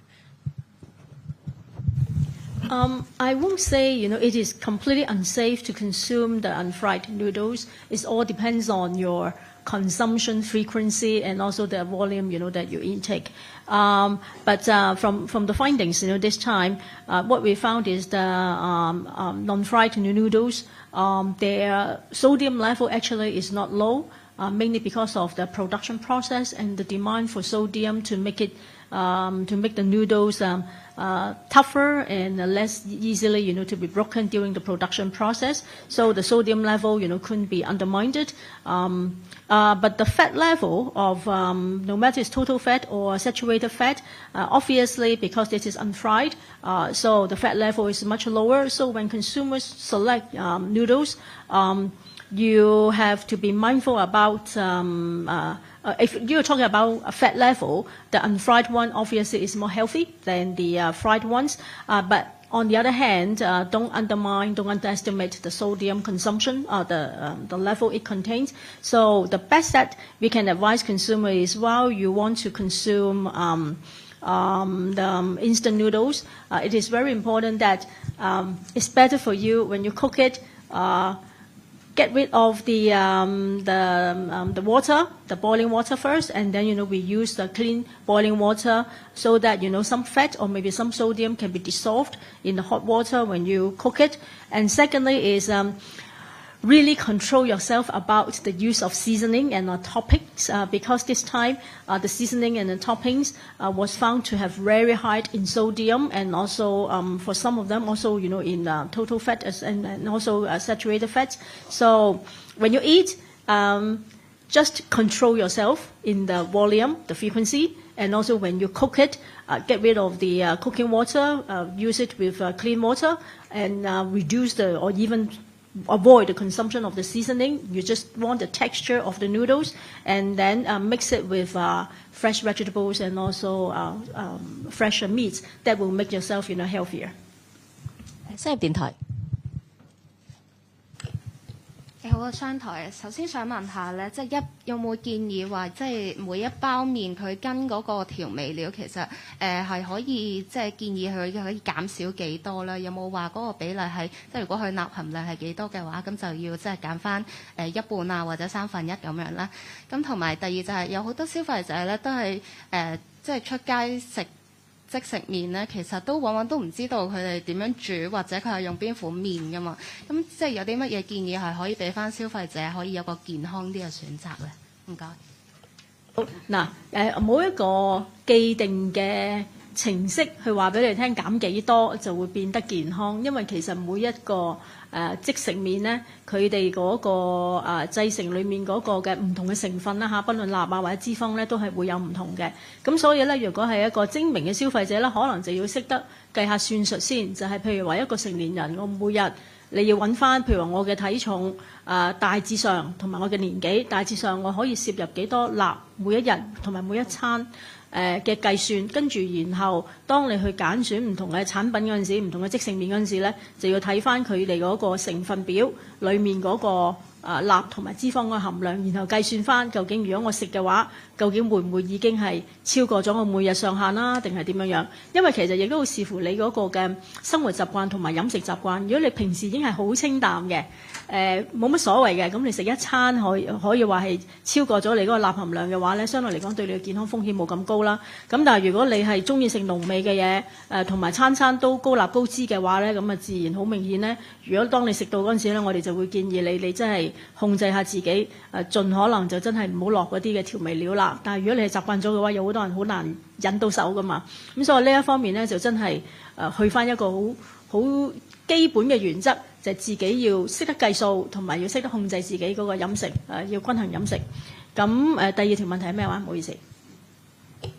如果喺茶餐廳咁茶餐廳咧，其實今次我哋呢一個呢一個嘅 video 咧，其實都有講嘅，即係話可能會麻煩啲茶餐廳都會會望一望你，咁但係咧，如果你真係咪去攞個熱水去淥一淥翻嗰個公仔麵，即係個即食麵，又或者係食嗰陣時就唔好飲埋啲湯，最緊要唔好飲埋啲湯，同埋咧你揀嗰個即食麵啦嚇，茶餐廳食嗰陣時咧，可能有好多好野味嘅配料嘅，譬如話午餐肉啊，或者係香腸啊，呢一啲咧大家都知道已經係又高脂又高鈉㗎啦。咁所以如果你可以引到口嘅話，係揀一啲比較健康啲嘅食材去配搭嘅話咧，咁可能都會好啲啦。咁同埋喺一個茶餐廳去食嘢嗰陣時，雖然嗰一刻你可能好想食即食麵，但係佢有好多選擇㗎嘛。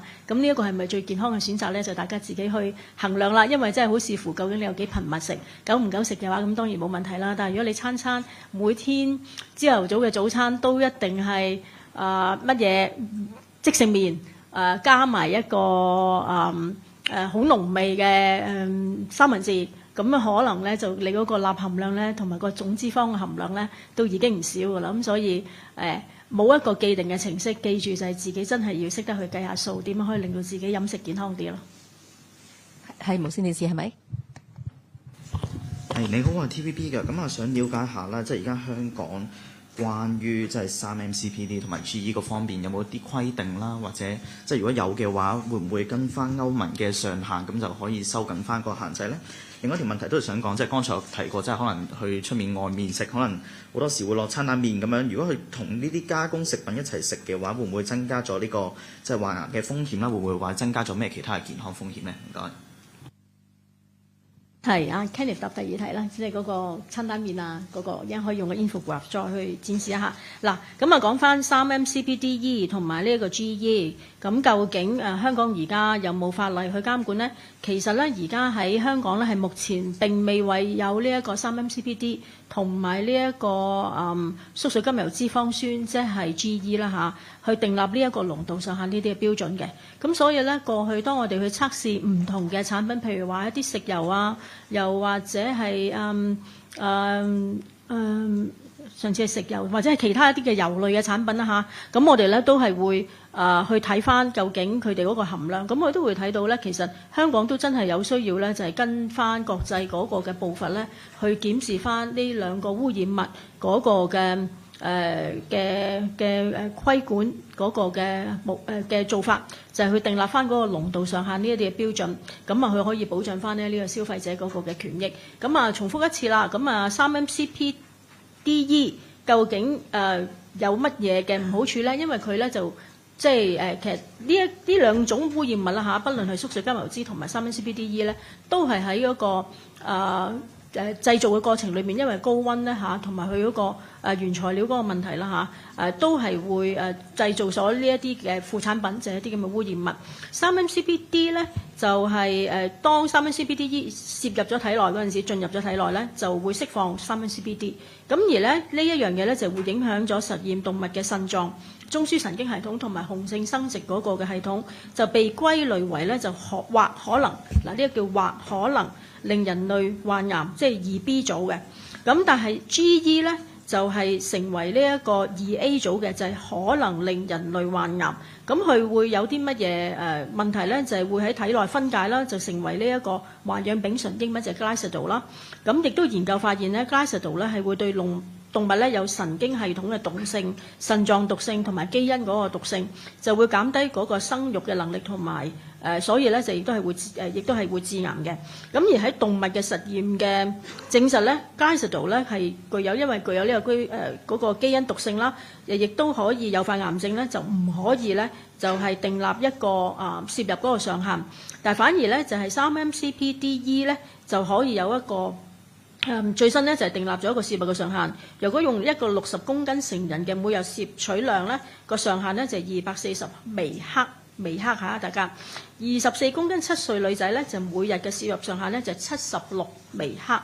咁所以大家咧都係需要留意翻呢一啲嘅污染物嗰個嘅含量啦，同埋咧都係盡量都係控制住自己嗰個食嗰個嘅量同埋嗰個密度啦。咁啊盡量去減少攝入呢啲污染物嘅。咁我回答翻第二條頭先問嘅題目啦。咁大家可以睇翻啦，我哋呢個 info。咁咧你睇到咧就係話，如果我哋咧本身咧除咗麵之外，我哋加咗午餐肉落去啦，咁呢個咧嗰個鈉嘅含量係多咗582嘅。咁啊喺相比之下，如果加埋蛋咧，呢個係會係125。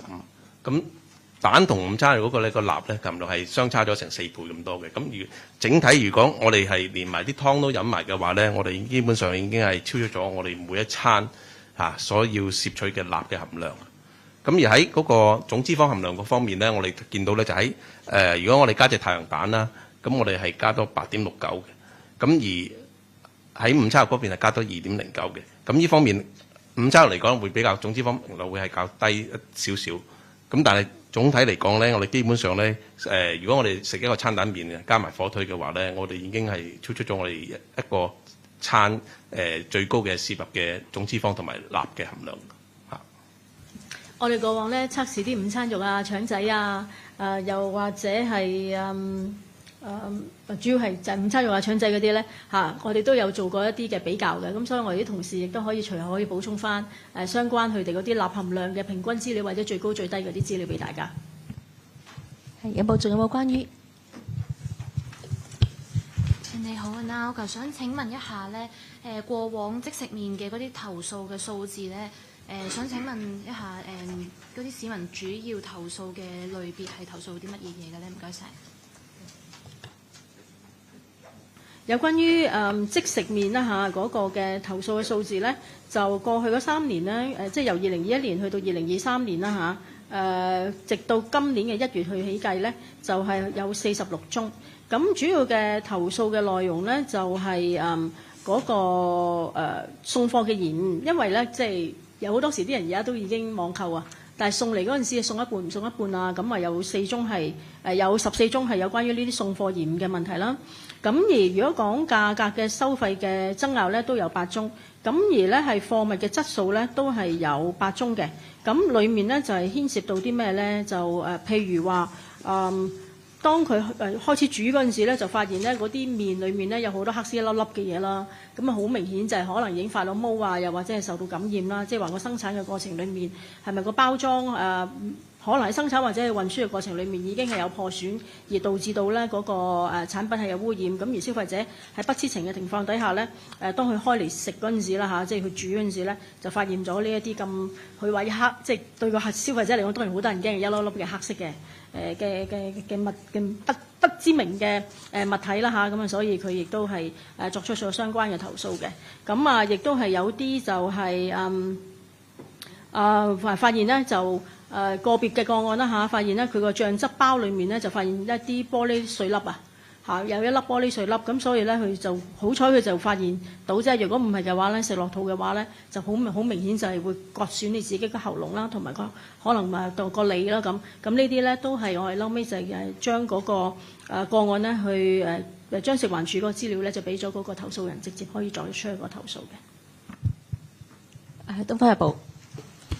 你好啊，東方嘅都想請教下啦，就因為即食麵就唔健康，就可能好多人都知啦。但係今次嘅研究都發現咧，其實嗰個情況你哋覺得係點咧？即係咪係咪即係超出你哋嘅想像啦？定係點樣咧？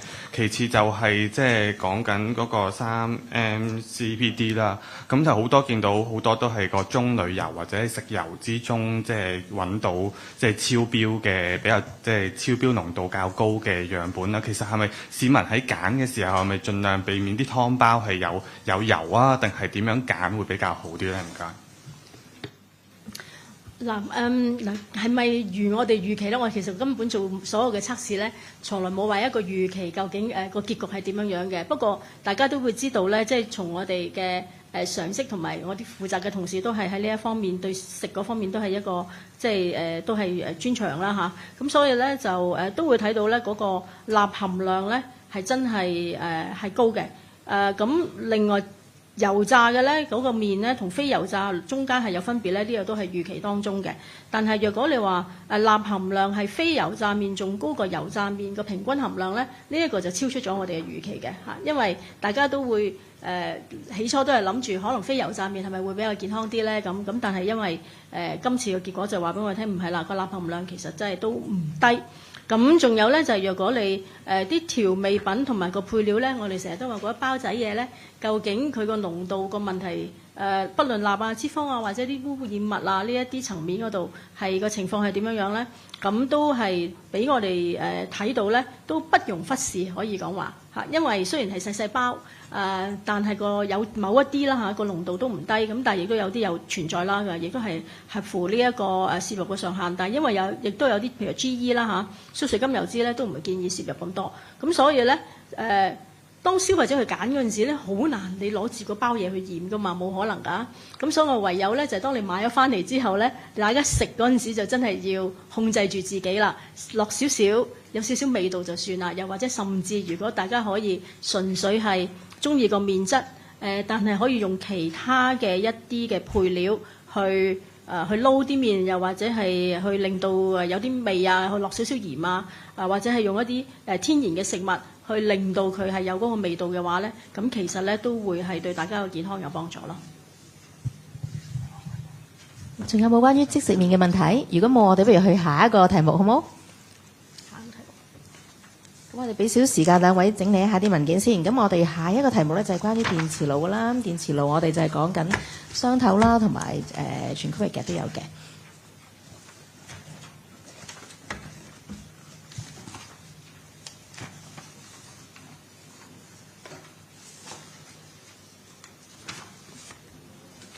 不過有一樣嘢我都要頭先澄清翻，因為咧大家講即食麵嗰陣時咧就好容易咧就係去聯想到另外一個特定品牌，所以頭先我噏嗰陣時可能講嗰個品牌咧唔代表嗰個品牌嚇，我只係講緊即食麵啫嚇，咁所以請大家咧就係要留意翻呢一樣嘢，因為我頭先有一兩個位嗰度講一個品牌，咁所以喺呢一度咧就請大家留意同埋去澄清翻，就係我係講緊即係代表緊咧係講緊泛指係即食麵嚇。好咁啊。電磁爐係，我哋開始電磁爐嘅問題。有邊位有關於電磁爐嘅問題？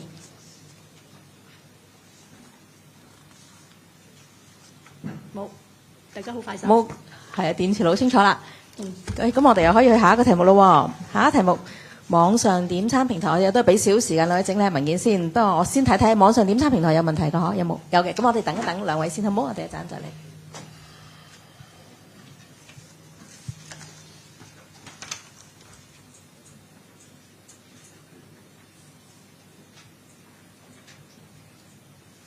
喺呢度我再補充翻一樣嘢，就係頭先講緊嗰個 3MCPD 同埋 GE 喺香港嘅規管咧。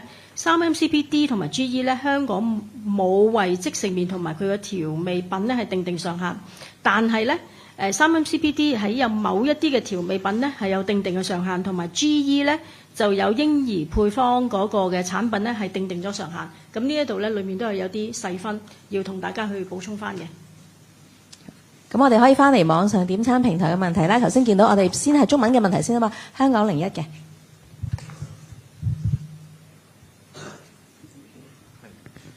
想問翻，其實因為見到喺外賣平台叫外賣嘅時候咧，網上面都有唔少人反映過話，即係有啲外賣員可能遲到或者倒瀉食物嘅時候咧，其實就算同嗰個外賣平台反映翻，最後其實都係淨係可以攞翻一啲平台嘅優惠券啦，而唔係直接得到一個退款啦。咁變相其實如果你唔係用翻同一個平台嘅話，其實就冇得到任何嘅賠償嘅。咁喺消費者權益上面，外賣平台呢種賠償嘅手法其實係咪即係有個問題存在咧？即係冇能夠實際保障翻個消費者。咁消委會唔會有啲咩建議咁樣？唔該。即係你嘅意思就係話，若果佢係送漏單或者係送得唔好，咁嗰個責任咧就去咗嗰個嘅送遞員嗰度。咁但係咧到最終同嗰個平台去交涉嗰陣時咧，就往往都係淨係送翻一啲嘅禮券啊，或者優惠券啊嚇，或者嗰啲叫 bonus points 啊嚇，啲積分啦嚇，就係去俾嗰個消費者嗱。咁我哋睇呢一樣嘢咧，就仲有改善嘅空間，同埋亦都有唔理想嘅地方嘅。因為個消費者喺嗰一刻可能我真係唔係好想要你嘅積分，我亦都唔想要優惠券。我只係想你，我已經等咗好耐啦，都冇嘢食。跟住原來我想退款啫，都退唔到，係咪？呢一個嗰個重點啊嘛。咁但係咧，呢一個咧都係牽涉到嗰個問題係比較複雜嘅，因為究竟嗰個責任係喺嗰個餐廳，定係喺嗰個嘅平台，定係喺個送遞員自己本身？呢一樣嘢當然佢哋自己要經過佢哋嗰個研究，佢哋會先至可以真真正正知道嗰個答案問題出自哪裏。不過我哋會覺得呢，就係喺呢一個大數據嘅年代裏面呢，就係若果係一啲嘅嚴重嘅延誤嘅情況，又或者係已經，因為喺今次其實送餐裏面呢，喺今次裏面呢，都已經明顯係睇到呢，你係攞咗消費者啲時間係作為你嗰個預留時間㗎啦。咁但係若果你真係仍然都係好不合情理地去都送唔到嗰啲嘅嗰個嘅餐嘅話咧，咁其實咧消費者絕對咧係應該係有權咧去作出嗰個取消嗰個交易嘅。咁我哋亦都好希望咧就係呢啲平台咧就係應該咧就係要再加強翻佢哋喺呢一方面嗰個嘅政策，同埋亦都係清楚去溝通俾嗰個嘅消費者聽。咁因為即係大家都係會講一個合理性。咁如果根本你已經遲到喺唔合理嗰個嘅時間裏面，唔理你乜嘢嘅原因都好啦，我哋都會認為咧，消費者應該係有權咧去取消嗰個嘅嗰張單啦。咁同埋咧就係去退款，即係呢一個係消費者我諗係最直接了當去處理嗰個問題嗰個方法。咁但係點為之一個合理嗰個嘅延誤時段咧？咁就每一個平台可能佢哋自己有唔同，但係嗰個清楚溝通就係非常之緊要啦嚇。因為如果而家我哋睇到咧，佢哋啲政策咧都好多時咧都係會睇住話按因應個別情況處理啦。咁呢個個別情況處理咧就好難去判斷噶嘛。我嗰把尺同你嗰把尺可能係唔同，你對我嘅影響同平時一個延誤嘅影響都唔同。咁所以咧，我就覺得咧一個更加清楚嘅政策咧係會對嗰個消費者嘅保障咧係會更加好咯。We are now taking an English question from TVB Pearl.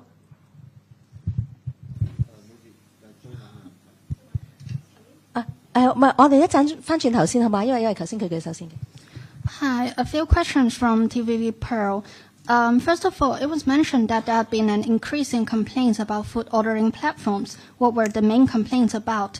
And secondly, did the Consumer Council follow up with the 6 food ordering platforms regarding the issues that appeared in the trials? If yes, what were the responses of the food platforms? Thank you. Let's go to the complaint figures first. Actually, the number of complaints we receive is hasn't dropped despite of the fact that we are back to normal already after COVID. And when we look at the past few years since 2021, it hiked from 637 complaint cases to 2023 last year 1,061 complaint cases. And for January, we received 72 complaint cases. If we are talking about aggregate number, since 2021 to now, we received 2,859 complaint cases. What they are all about, obviously, the issue that we mystery test again is the prime concern of consumers. It is about the delay and also non-delivery of the order. It constitutes 46% of the complaints, 1,316 cases, followed by price and fee dispute, the charge dispute, and then it constitutes 21%, followed by quality of service, and then the termination of the contract is also related to price, is 8%. So it's mainly surrounding the issue that we are talking about, delivery issue, and also when there's a problem, whether I can have a refund and also how you charge me. In the past, we also have some other complaint cases shared that due to the loyalty program, how you charge the loyalty program, how do you renew it, and also how do you calculate, the bonus points, all these. If this is not properly managed, it would create disputes, from consumers. So these are the main reasons of the of the complaints. But if you are looking into the specific case, every case is very unique because each case, the rounds of follow-up by consumers could be different. The types of foods, could be different. And also when it arrives, the quality of the food could be very different.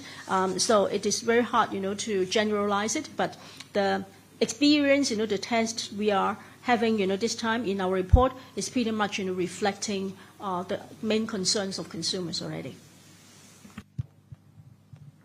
The second question is about the follow-up responses. Yes, of course, based on that, our colleague, will follow with the platforms, advising them, what are the areas, that they can improve. And based on this report, I hope, the platform could also, no matter it's chain stores or the aggregated platforms, can both reflect their own operational management, every step of it, the process of it, to see how they can improve further, and also their policies as well in handling disputes. 係呢位。我係嚟自浸會大學申報人嘅。咁我有兩個問題。首先第一個問題係消委會咧就喺2023年度咧收到1061宗嘅投訴裏邊咧，我想問邊種類型嘅投訴係最多啊？係送達嘅時間同預計時間不符，定還是係其他投訴？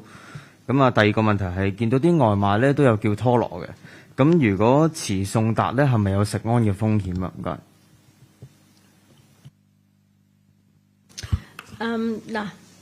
首先第一就係嗰個投訴嘅最多投訴係乜啦嚇？頭先你問第一條問題係咪？咁喺2859宗裏面呢，其實最多投訴呢就係送餐延誤，係由2021年合計到而家啦嚇，佔咗46%，就有成1316宗。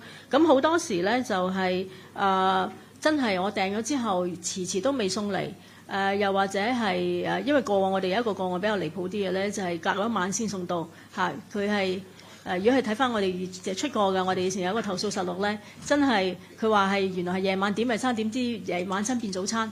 咁你諗下遲咗成10幾個鐘，咁你冇理由嗰個客都仲要照樣收單㗎，係咪？佢嗰個係應該係買咗一啲嘅打邊爐嘅火鍋嘅嗰啲叫咩肉啊啲湯料啊咁樣嘅，咁但係你如果係夜晚食嘅，夜晚打邊爐啫，朝頭早餐好少可打邊爐啊，咁當然個客係想取消啦，但係點知又取消唔到啦，咁呢啲係呢啲過往嘅見到嘅一啲嘅投訴啦。咁但係一般嚟講嗰啲延誤咧，其實都係講緊係半個鐘頭啊，1個鐘頭啊。又或者係送到嚟嗰陣時嗰啲食物嗰個質素可能已經凍晒啊，或者漏咗出嚟啊，或者已經扁咗啊等等嘅情況。咁你問到啦，如果係外賣嗰陣時係賣啲魚生啊咁樣，咁會唔會引起呢一個食物嗰個安全嗰個問題咧？咁其實大家要知道咧，就係若果你係要外賣或者係去買一啲新鮮嘅食物啦其實係要攞牌嘅。咁亦都係有一定嗰個嘅食物嗰個質素嗰個要求，咁所以若果佢真係遲都係送唔到嘅話，同埋送到嚟嗰陣時已經係熱晒啊，或者已經係發毛啊，或者即係已經霉咗啊咁樣，嗰啲其實好明顯咧就已經係唔食得啦。咁所以喺呢一方面咧，正如頭先我所講啦，就喺呢啲所有嘅平台啦，不論係連鎖店又好，又或者係呢一個綜合嘅平台都好啦其實佢哋真係要檢視翻自己本身嗰個成個流程。同餐廳嗰個或者食肆嗰個嘅合作，跟住然後咧就去揾翻一啲改善嘅空間，令到整體嗰個嘅體驗咧可以減少呢一方面嗰個投訴咯。咁而喺消費者嗰方面咧，我哋都真係要提醒下消費者嘅，當我哋復常咗之後，係咪真係大家都仍然要買外賣咧？咁呢一個係當然好視乎每一個人嘅需要啦。咁但係亦都要提醒翻咧，就係如果你係成日都係買外賣嘅話咧，咁除咗話係價錢嗰方面有80%嘅食物原來係貴過你自己去攞添啦嚇。咁其實少數怕長計，其實你係俾多咗好多錢去買同一樣嘅食物。咁但係另外一方面咧，我真係要提一次咧，呢樣嘢我哋好長氣，但我哋會不斷咁樣提嘅，就係你哋都製造咗好多垃圾。因為我哋今次嘅測試裏面應該係有成800幾件係嘛？我哋嘅同事有數過嘅有成800幾件嘅廢物，大家係製造咗，咁所以咧就即係係咪當然係有好有需要嗰陣時係外賣係有一個好大嘅方便啦。咁但係如果一般情況底下，不論從你自己荷包同埋嗰個垃圾製造嗰方面，係咪一定要外賣咧？咁大家都係各自即係自己去檢視翻咯。RTHK English Channel. Because you said that the delivery time and also the price varies a lot among different platforms. So what can consumers do if they want to order? Thank you. We always advise consumers to compare price among different platforms. But obviously, when consumers are attached, to a particular platform and also highly attracted by its bonus points and also all the different offers, sometimes they missed you will say the hassle of comparing price. But in reality, this time when we compare different platforms, because they are competing with each other, they have different offers, different bonus, different menus, different price setting. All these could make your overall bill at the end different. So if you are purchasing a small amount, obviously you may not take the hassle, but if you're ordering quite a bit, probably it's better for you to compare the offer and also the price from different platforms before you place the order. So this is the best advice that we could offer to consumer by far. But fundamentally, if you are ordering delivery, the price by itself this time is over 80% of the sample that we survey this time is higher than the price at the shop. So you may consider whether it is really worth to pay the difference to buy the convenience. And furthermore, it's about the wastage, the waste that you create as a result of the delivery. So these are the two main reminders that we would like to offer to consumers. AM 730。喂，你好嘅，其實想問下嗰個預計送貨時間呢，就嗰個綜合點餐平台呢，同連鎖食肆個自家平台嗰個差異大唔大呢？因為見到你哋話 KFC 都試過成個半鐘頭，你哋打過去個原因就係話嗰啲門市比較繁忙啦，所以想問下，即係其實綜合點餐平台嗰個預計時間其實差異大唔大呢？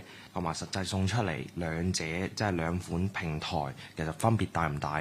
係啦，然之後咧第二個就係都見到你哋有話咧，有啲送貨員佢哋係唔會通知即係買家啦，甚至即係連門鐘都唔撳。咁其實會唔會話有部分嘅遲到 case 都係因為咁樣，即係其實一早送到㗎啦，但係掛咗喺度都唔知道咁樣而引致嘅咧？咁樣唔該。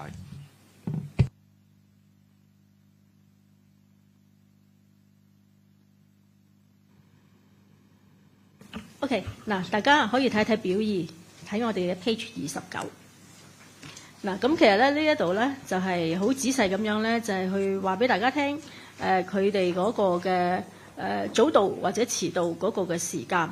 咁其實你話綜合平台佢哋嗰個整體嗰個嘅準時度係點樣樣咧？咁啊，其實如果大家去睇翻咧，我哋表下面嗰兩項啦，平台嘅計送嘅預大嘅時間啦，同埋實際嗰個嘅時間咧，咁都係會睇到咧，就係綜合嘅平台啦嚇，咁啊整體嚟講咧就係有6次啦嚇，就有呢一個延誤啦，咁個百分比咧就係如果唔同平台咧有16.7%同埋30.8%。咁但係如果去翻呢一個連鎖食肆佢哋自家嗰個平台啦嚇，咁亦都會睇到咧，咦有啲咧就都冇乜點延遲到，咁但係亦都有一啲咧就亦都分別有一次同埋兩次咧即係佔咗14.3%啦，同埋33% 嘅嗰個嘅延誤。咁所以咧而提早咧亦都比較特別啲咧，就係有啲咧就係有即係加埋啦嚇，有8次咧就係提早咗。咁我分別嘅時間咧都係幾分鐘咁樣樣。咁而咧就若果係呢一個連鎖食肆嗰個自家嗰個平台咧，咁亦都係發現咧有啲嘢真係提早咗好多嘅。咁但係咧我哋會覺得咧提早唔代表一定係極好事嘅，因為如果你趕唔切翻屋企，又或者你趕唔切去收貨嗰陣時咧，咁亦都可能咧就係流於咧就係會唔會又係留低咗俾你，咁亦都唔話俾你聽呢一啲咁嘅情況。咁所以咧我哋覺得咧其實若果你係講咗幾多點，同埋特別係嗰啲係已經講一個時段內，即係譬如話我係7點到7點半嚟嘅話咧，其實個消費者已經係等緊你半個鐘頭㗎啦。係一個你已經攞咗消費者嘅時間㗎啦。咁但係若果你仍然有早到又或者係遲到呢啲咁嘅情況嘅話咧，咁其實對嗰個消費者嚟講，佢咪要花多咗好多時間去等，或者係要唔知等你遲到喎，可能要等你早到添喎。咁所以我又覺得都唔係理想嘅一個做法。係你應該你承諾咗係邊個時段嘅話，咁就邊個時段送去咧，咁係最理想嘅。同埋咧，亦都會考慮埋呢嗰個食物嘅質素。啲食物如果我都要等得太耐，都唔知你幾時整好嘅話咧，或者係送到嘅話咧，都係會影響咗最終嗰個消費者個體驗。咁所以咧，我哋會覺得最好就係準時送到，唔係早到又或者唔係遲到咯。你第二條問題答咗你未？第二條門中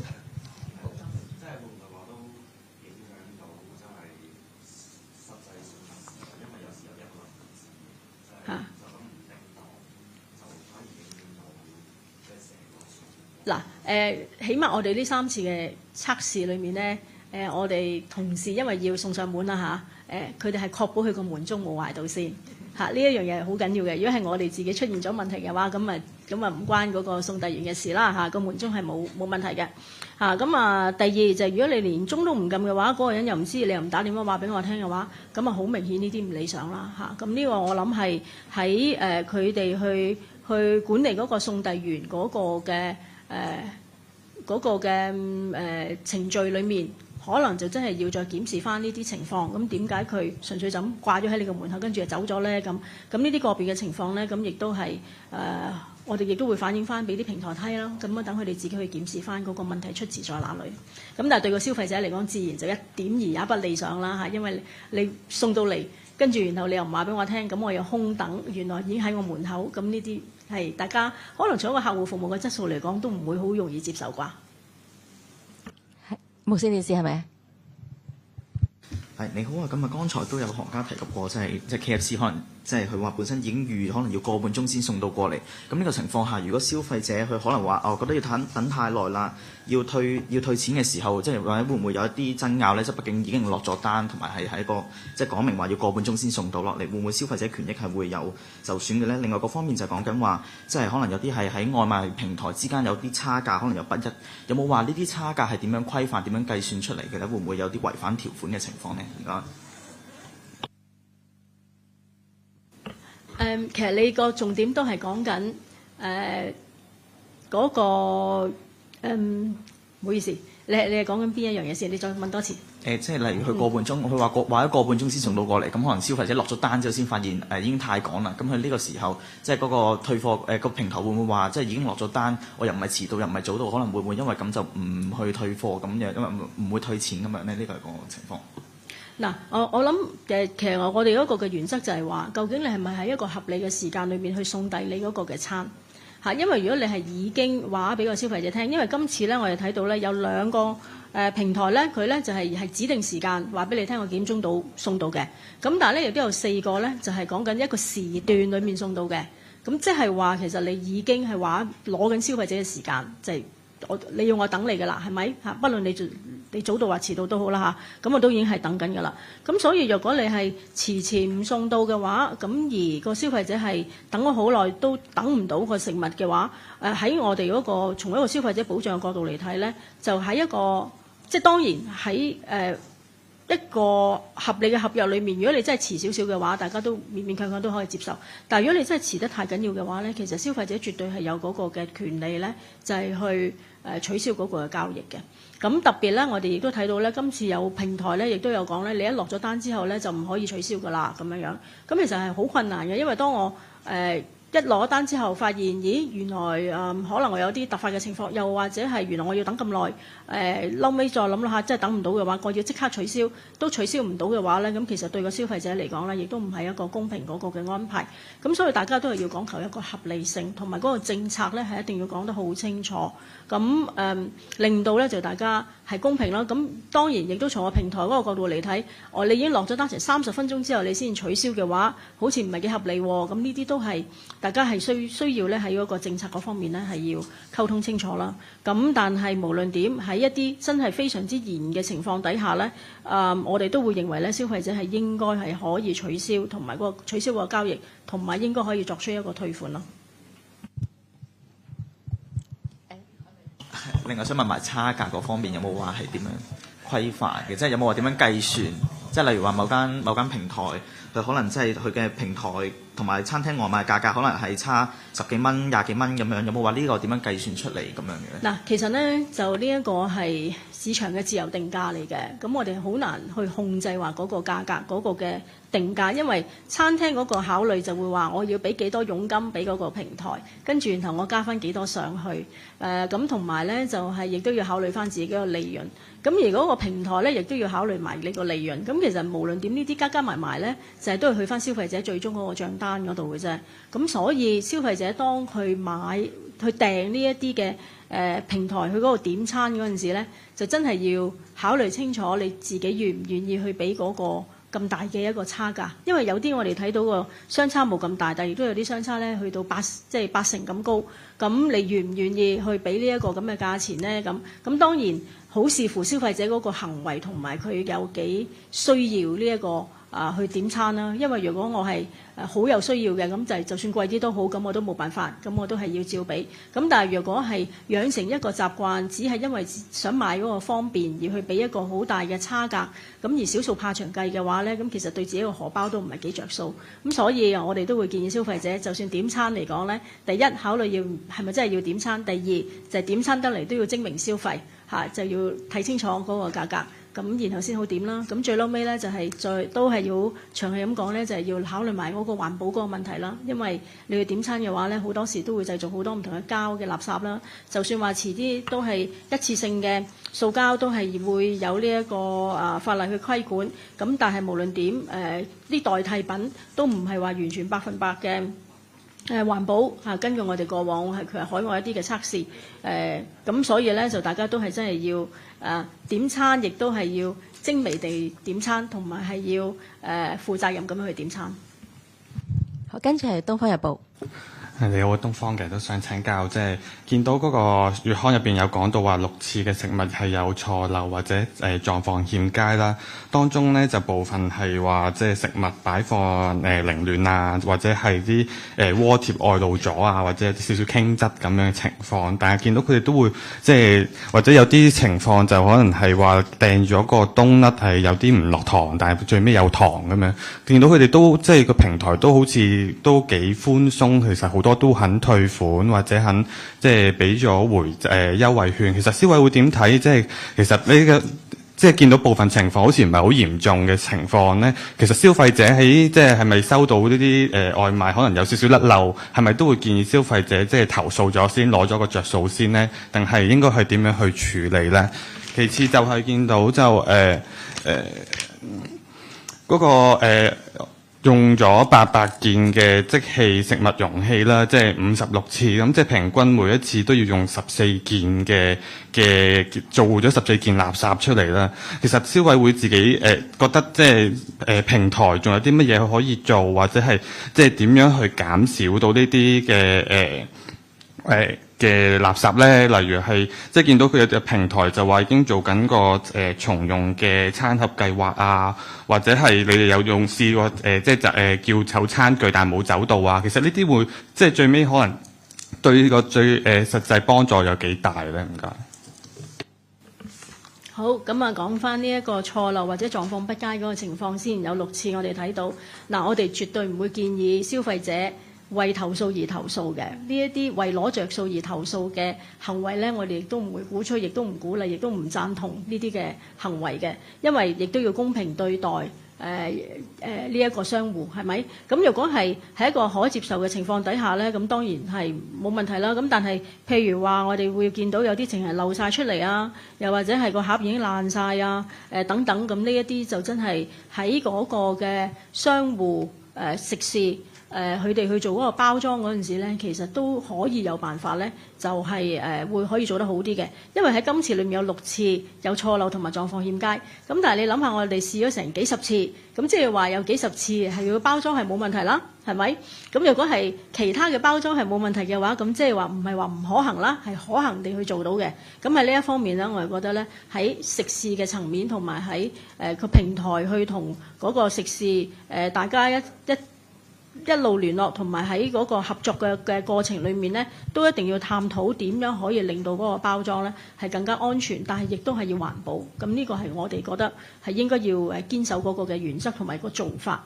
咁啊，第二啦就係去翻你第二條問題係講緊嗰個垃圾係咪？嗱，首先如果個客真係揀咗我係走餐具嘅話，咁就真係應該要做先啦，係咪？咁如果有啲食肆原來都係貪方便執嗰陣時都係執埋落去嘅話呢，咁第一你係加重咗你食肆個成本，第二對個消費者想環保嚟講，你又令到佢期望係落空嘅喎。咁呢個都係一個唔公平嘅做法。咁我會覺得呢係其實大家堅守住環保嗰個嘅精神，同埋盡量係用一啲較環保嘅同埋穩陣嘅一啲嘅器皿去裝嗰啲食物，真係需要去包裝嗰陣時先包裝，即係要穩陣咁去包裝咧，係用一啲好啲嘅物料咧等等咧，咁其實咧都係會對嗰個環保上邊咧係會有幫助，特別係咧嚟緊嗰個一次性嘅塑膠嗰個嘅法例亦都係會出嚟啦。咁同埋咧，我亦都會睇到業界咧，其實過往都有一啲嘅措施咧，就希望可以推動到嘅，就係一啲叫重用嘅餐盒計劃。咁即係話唔係話做一次咁之後但係成個流程係點樣去做法咧？如果我係用大家一齊用同一樣嘅重用餐盒，咁我送到去個客嗰度之後，佢哋點樣可以回收翻咧？咁呢一啲嘅流程上邊咧，應該要多作探討咧。希望呢一啲嘅咁好嘅計劃咧，可以得以落實咯。仲有冇關於點餐平台嘅問題？咁我哋可以去下一個題目啦，好唔好啊？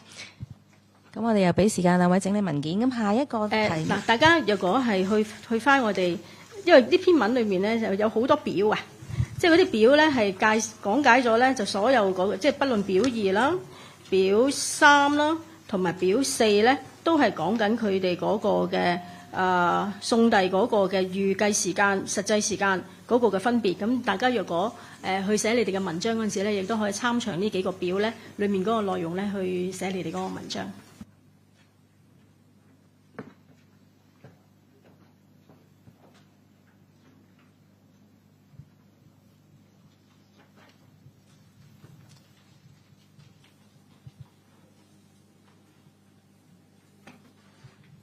好，我哋下一個咧就係關於積分獎賞優惠計劃嘅投訴實錄嘅。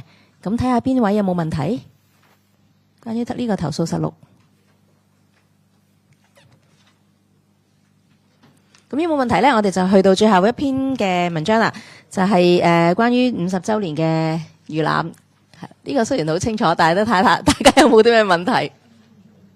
嗱，喺呢一度真係希望多謝希望各位傳媒朋友啦嚇，全力幫我哋去推廣，因為呢一個係我哋50週年嘅一個好重要一個活動，同埋亦都我哋一個好新嘅嘗試。可以話我哋叫喺商場擺檔咧，係我哋消委會過去一段時間咧係首次去做呢一啲嘅同市民大眾互動嘅面對面嘅一個活動。咁希望大家都係一齊踴躍支持，同埋亦都希望所有嘅傳媒朋友咧，到時咧亦都係參與我哋嗰陣時嘅開幕典禮，同埋大家幫手宣傳一下啦嚇。咁如果呢度冇問題嘅話咧，咁我哋今日sorry 唔好意思，商台。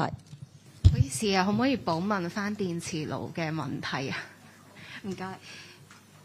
想問翻呢，因為見到有70樣本呢，嗰個油溫係會飆升啦。咁係咪即係代表其實唔適合用呢一類嘅電磁爐嚟即係慢火煮食啦？如果即係消費者係比較常用慢火功能嘅話咧，會唔會建議翻佢哋係用翻明火煮食爐咧？咁同埋另一個問題就係其中一款咧，即係見到未可以喺限時入面加熱到指定油溫嘅電磁爐咧，佢嗰個總評分都係最高。咁係咪即係反映如果淨係用一邊爐頭嘅話，嗰個加熱功能其實係咪都已經係唔錯或者足夠咧？唔該。嗱無火煮食同埋明火煮食各有各佢嘅好處。咁但係因為咧近年呢個電磁爐咧事實上係非常之盛行，因為佢容易打理啦，亦都係個家居安全嗰度亦都會比較好啲啦，同埋主要咧煮嘢食嗰陣時咧嗰個室內溫度咧亦都可以降低啦，因為如果明火煮食嘅話，嗰個室內溫度係會比較高啲，咁所以咧都會睇到好多家庭啦嚇都係轉用呢個電磁爐嘅。咁你頭先講話究竟如果我慢煮，究竟係咪應該唔用電磁爐咧？咁啊未必係嘅，因為但係咧就真係要識得揀邊一個電磁爐啦，因為有一啲電磁爐亦都佢嗰個慢煮嘅能力咧都會比較好啲，同埋喺呢一度咧反而我哋嗰個重點咧就係都係要再提醒啲生產商，儘管係根據我哋由第一代嘅電磁爐到而家咧係明顯地睇到佢已經有好多地方已經有改善啦，但係如果佢慢煮嗰陣時係仍然喺嗰個嘅控火嗰個速度，即係控個熱能嗰個速度嗰度咧係未夠理想嘅話咧，咁即係話佢嗰個產品設計嗰方面咧係有空間去改善嘅，咁所以呢一方面咧都希望咧所有嘅生產商同埋設計商啦嚇都係要睇住呢一啲嘅測試嘅結果咧去作出佢嗰個嘅產品設計同埋嗰個生產嗰方面嗰個改善啦。咁第二個問題係。即係見到有一款味係可以喺限時之內加熱嘅，但係佢嗰個總評分都係最高嘅。咁係咪即係唔係雙頭齊開嘅時候嗰個加熱嘅功能係最好咧？可以係咁講，因為嗰個主要嚟講咧，就係若果佢雙頭開嗰陣時咧，就係佢嗰個嘅控制嗰個喺個產品嘅設計嗰個控制嗰度咧，就可能係。會令到佢雙頭咧嗰個嘅熱度咧係控制得緊要嗰頭啊，所以佢加熱咪會好慢咯。咁但係如果佢當佢嗰個功率係單頭嗰陣時咧，咁其實佢就冇咗呢個問題嗰陣時，佢嗰個出咗嚟嗰個嘅即係加熱嗰個效果咧就會係唔錯啦。咁同埋佢整體仲有其他嘅表現啦，咁所以都係嗰個分數咧個評分咧都唔係低嚇。係有冇其他補充問題？係。OK，AM 730啫。想問翻積分計劃嗰度咧，嗰個個案3嗰度咧，其實咧嗰個佢雖然冇解釋到嗰個商店名單真係有個更改啦，其實呢個情況喺以往常唔常出現呢？同埋就係見到你哋24年不如唔好意思，或者你等一陣先，等整理咗啲文。所以我想問你哋講第幾個案啊？第3個。即係更改無啦啦換咗商店名單即係電子票同埋呢一個普通實體票嗰個。係，其實係咪經常出現呢？嗰個條款其實有冇 set 講咗話有機會改變嗰個商店名單嘅咧？同埋就見到你哋有其實24年1月已經有30個 case 啦，都同上年比係按年升咗差唔多成倍咁。其實係咪同嗰個節日有關呢？即係新年啊咁樣就有多啲優惠就出現咗，就反而多咗爭拗嘅。好嗱，逐條嚟下，因為你問咗幾條問題，咁啊答你哋嗰個個案3先。咁啊個案3究竟若果其實我諗你個重點就係話，究竟佢由呢一個實體嘅飛，即係嗰個禮券變咗做一個電子禮券嚇，咁但係個過程裡面之後又再變更咗，已經唔再係喺一個電子禮券嗰度，咁嗰個嘅消費者嗰個權益喺邊度？係咪呢條就係你嗰個嘅問題嚇？嗱，咁我哋個睇法就係咁樣嘅，咁。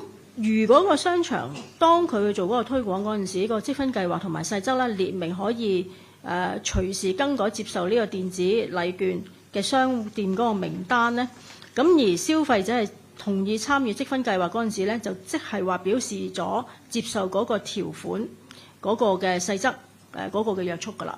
咁但係咧喺呢個個案3裏面咧，佢話即係個消費者咧就表示咗咧，佢換呢個電子禮券嗰陣時咧，係去商場嗰個官方網頁嗰度咧，係確認咗心儀嗰個商戶咧係接受電子禮券咧先進行嗰個兌換㗎嘛嚇，因為佢去自己去確認咗，因為我一定係去嗰間鋪頭買嘢，我先願意使咁多錢。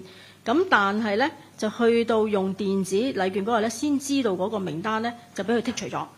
咁呢個商店已經唔接受商場嗰個電子禮券啦。咁啊消費者嘅權益喺邊度咧？嗱，而家講理論先嚇。理論上咧，嗰個消費者咧，其實可以咧就係按呢一個不合情理合約條例咧，就係要求即係從一個法律嗰個渠道咧去追討佢嗰個權益嘅，因為佢都可以要求嗰個法庭咧去裁定咧呢一個合約或者佢其中部分嘅條款咧係唔合情理嘅，因為我已經問清楚㗎啦，喺嗰一刻裏面你同我嘅合約就係佢係喺嗰個電子嗰個嘅禮券嗰度，即係個名單裏面。咁但係隨後你自己單方面改咗嘅話咧，咁其實咧可能咧就已經係喺呢個情況底下咧，佢嗰個商場係違咗約嘅，可以講話。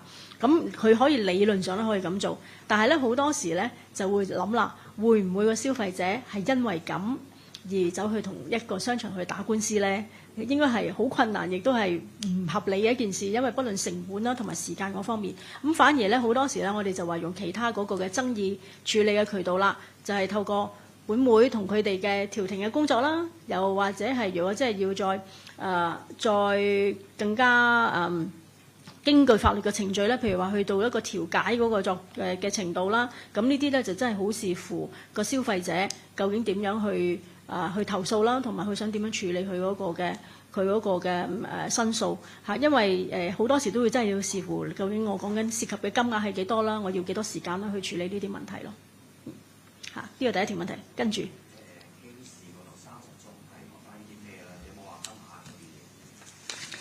30宗投訴係講2024年，好，你等等，2024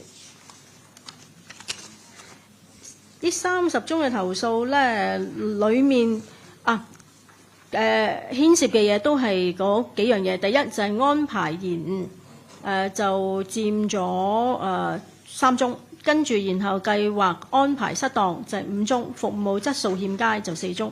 咁其他嗰啲咧就非常之零碎嘅，因為有啲人咧就係純粹係講咗佢個不滿，跟住然後冇俾啲細節我哋。咁但係咧，全部嘅嘢都係同我哋而家揀緊嗰幾個個案咧反映嘅嘢都係差唔多嘅。好多時換個積分嗰陣時，就你換完之後又好耐先俾到我，到我想去換嘢嗰陣時，就得好短時間。咁我根本就唔夠時間去換，咁同埋咧係我想換嘅嘢嗰陣時咧又冇晒喎，咁我點解要使咁多錢咧？咁其實佢覺得你好似呃咗我咁樣樣，咁所以咧就嚟消委會嗰度去投訴啦。咁另外就係啲弱勢人士啦，即係因為有好多老人家其實佢哋都好精明嘅，佢哋都想精明消費嘅，但係礙於佢哋用個手機真係冇咁叻啊嘛。咁你如果唔用手機嘅話，咁我就唔可以儲分嘅話，咁咪對佢哋嚟講好唔公平咯。咁所以咧，我哋都收到呢一方面嗰啲嘅投訴。咁就正喺今次嗰個嘅內容裏面，我哋都好希望咧，就係唔同嘅平台啦嚇，即係不論係一啲綜合嘅消費嘅一啲嘅積分獎賞優惠啦，又或者係啲電器行啊、銀行啊、商場啊、旅行社啊，又或者係甚至乎超市啊，其實而家任何唔同嘅行業都好多呢啲咪積分計劃㗎啦。咁但係我哋都會覺得係好需要係佢哋要考慮埋弱勢人士嗰個嘅需要，去制定另外一啲嘅政策去幫佢哋，等佢哋亦都可以有一個公平嘅對待啦。冇其他問題啦，嗬。